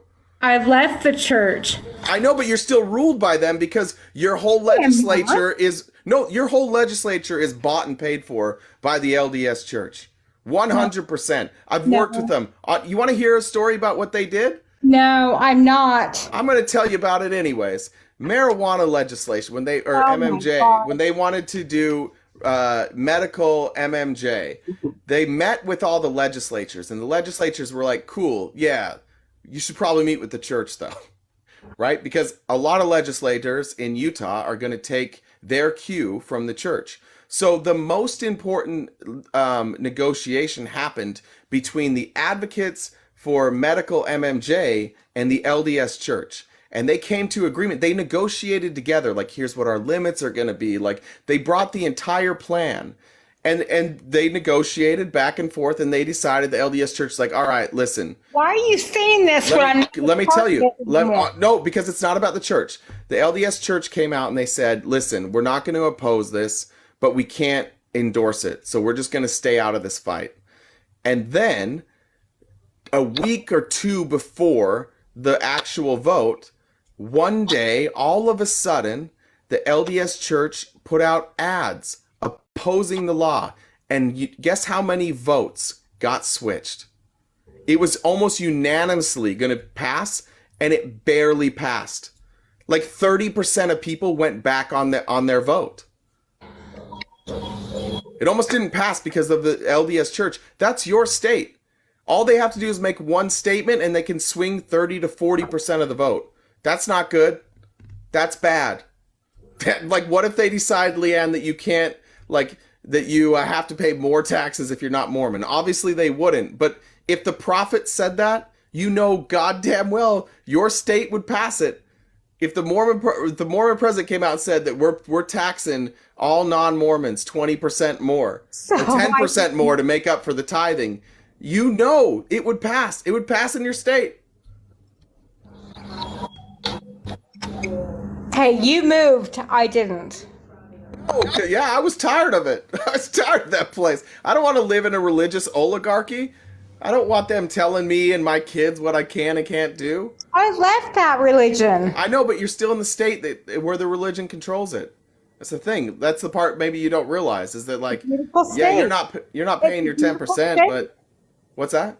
It's a beautiful state. It is beautiful, and where you live is beautiful. I agree with you. But goddamn, it'd be a lot cooler if you didn't have all these people running your state. It could be a much cooler state. But you got to stop voting for Republicans. No. You got to stop doing that. You got to cool your state up a little bit. Make it. Wouldn't it be cool if they had bars where you could just go sit down and have a drink? Jay is purple. You know that. What? It's purple. What's purple? The state. No, it's not. Yes, it is. No. Yes, it is. It's purple. No, they voted for Trump by with 40%, 30% margin. Wait, I guarantee. Just wait. Well, I hope it is. If it turned purple, Look at Salt Lake. It's crazy. Good. It's all California that moved here. They're all voting. Yeah. It's purple. Why'd they move? Wait, why did they move there? Because Newsom's a dick. No, because of low taxes. Because they care about their money. Yeah. Exactly. Well, then blame your state. Blame your state. Stop incentivizing them. I can't even refinance my house right now because Yeah. Wait, but hold on. 7%. Yeah, that's why California struggled too. Yeah, and that's what wait. The reason you have these problems in Utah. Hold on, Leanne. The reason you have those problems in Utah is because of the Silicon Slopes. They brought in a bunch of high-paying jobs, and it created this gap, and it made the middle class fragmented. The middle class in Utah no longer can afford to buy a house. No.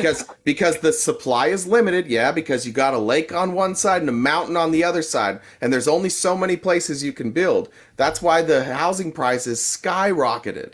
That's what happened. And that's why, you know what else happened along that time? I bet we started seeing more unhoused people too. In fact, I know we did.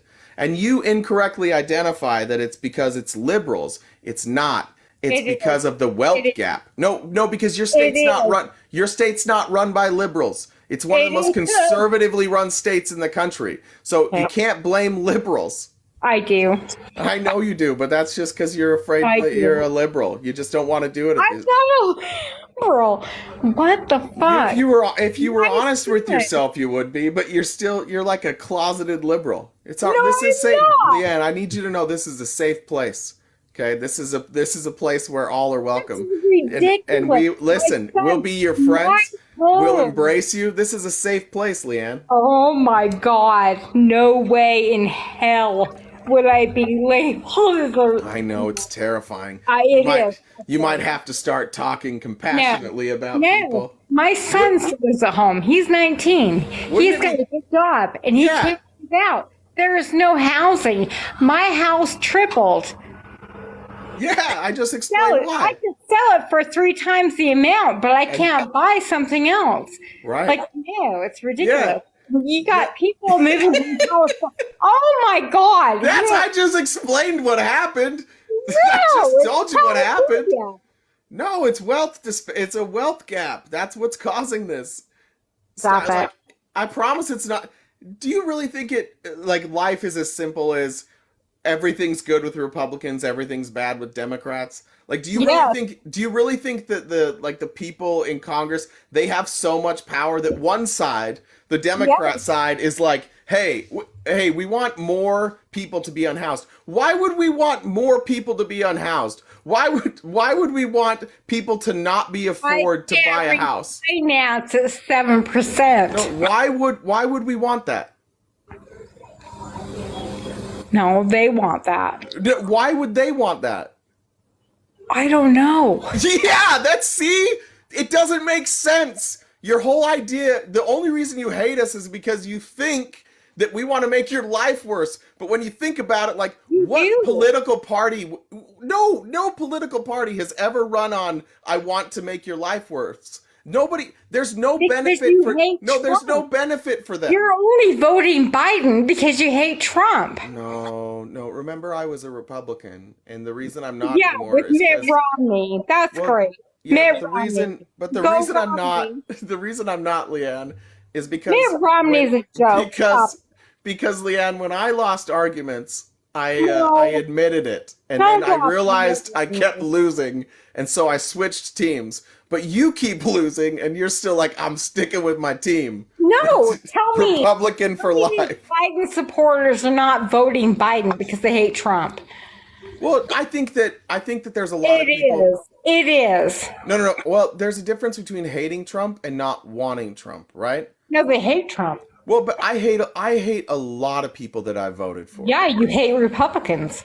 Well, yeah, but I've also hated Democrats that I've. Hold on, Leanne. Hold on.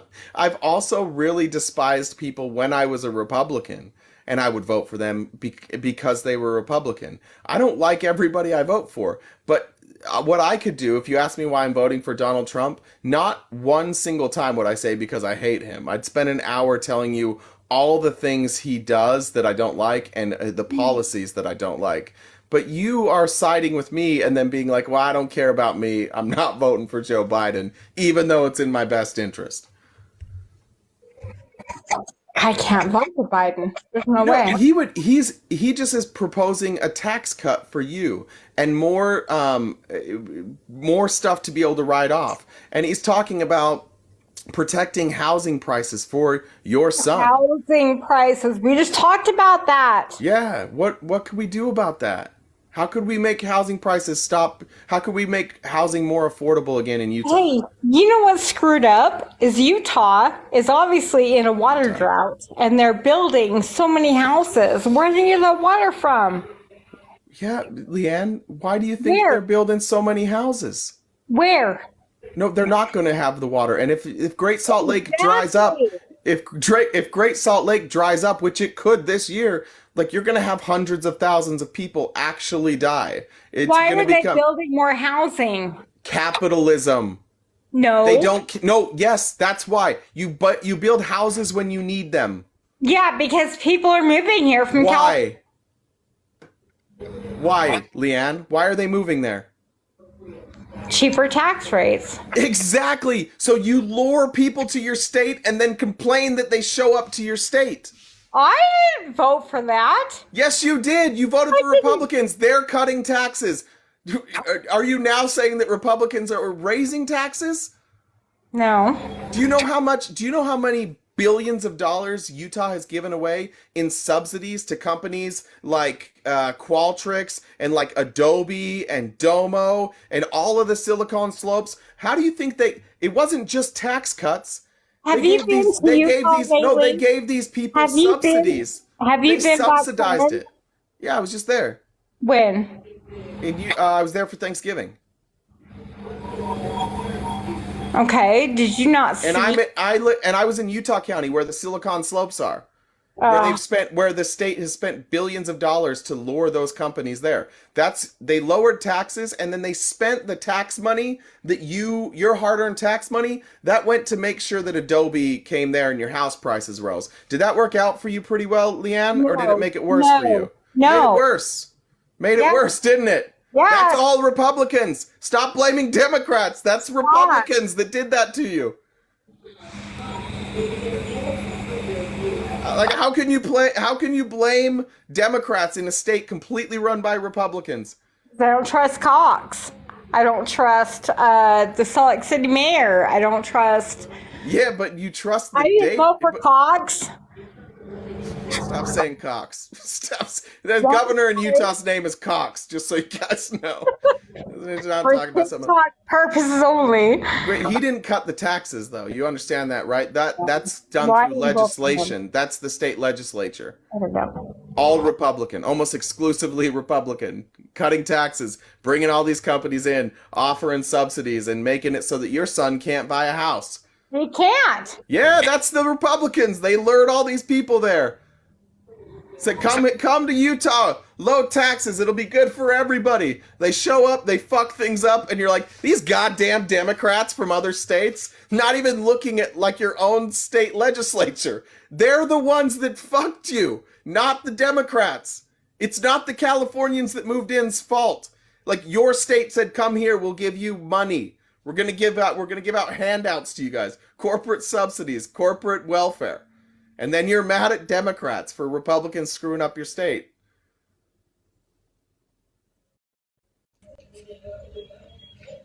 Yes. Vote blue, Leanne. No, never. Right. My son drives down to Salt Lake, Sanctuary City. What's the rest of that sentence, Leanne? What's the rest? And my son has gone down there and fed the homeless. That's a good guy. He is a good guy. Yeah, it's a damn shame he lives in a state where he can't afford a house, huh? That sucks. Expensive. Oh my God. Okay, I'm probably gonna get to go to bed soon. Bobby, did you have anything else you wanted to add? I'm sorry, we got derailed. I apologize. Nothing to that point. No, not at all.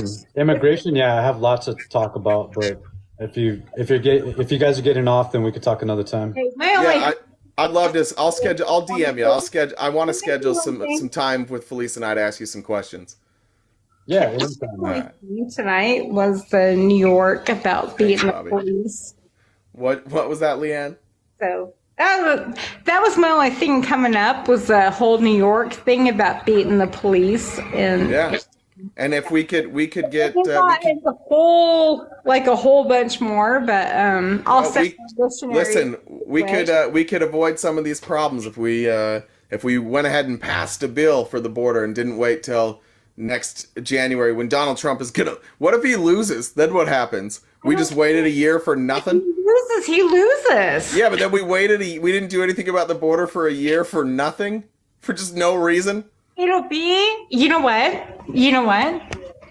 I don't know what, Leanne. I'm not sure. No, seriously. If he loses again, it'll be another shut down the whole night and then reconvene in the morning, like last time. It's so silly. You've already convinced. Leanne. This is the problem. You are conditioning. You're conditioning your own brain to not accept a reality. Like you now live in a world where you can't even accept the idea that the person you like would lose an election. That's fucking bananas, Leanne. You shouldn't believe that it's impossible for your person to lose. It, especially Leanne, he hasn't. The Republicans lost in 2018, 2020, 2022. They've lost 3 election cycles in a row. Why would it be surprising? Who else is there? Joe Biden, the guy that beat him last time. No, who else is there to compete? Who else? Joe Biden. No, against him. Who else? He's gonna run against Joe Biden. What? How many more? The whole fucking world to compete against. Who else is? Oh my God! You're listening to. You have a Republican and Democrat, Joe Biden, and who? Donald Trump. Yeah. So who? Biden. I'm gonna vote for Biden. Okay. So what are you saying, Leanne? I'm gonna vote for Trump. Yeah, but that's stupid. Mine makes sense. Yours doesn't make any sense. You're voting against all your own interests just because you love that old orange guy who shits his pants. It's just like I gotta do it. I just gotta vote for him. Why? No idea. He stands for everything I'm against, but I can't vote for my best interests. I just can't. I love you. I love you too. Have a good. I'm gonna go to bed, Leanne. Go to bed. I love you. All right. See ya.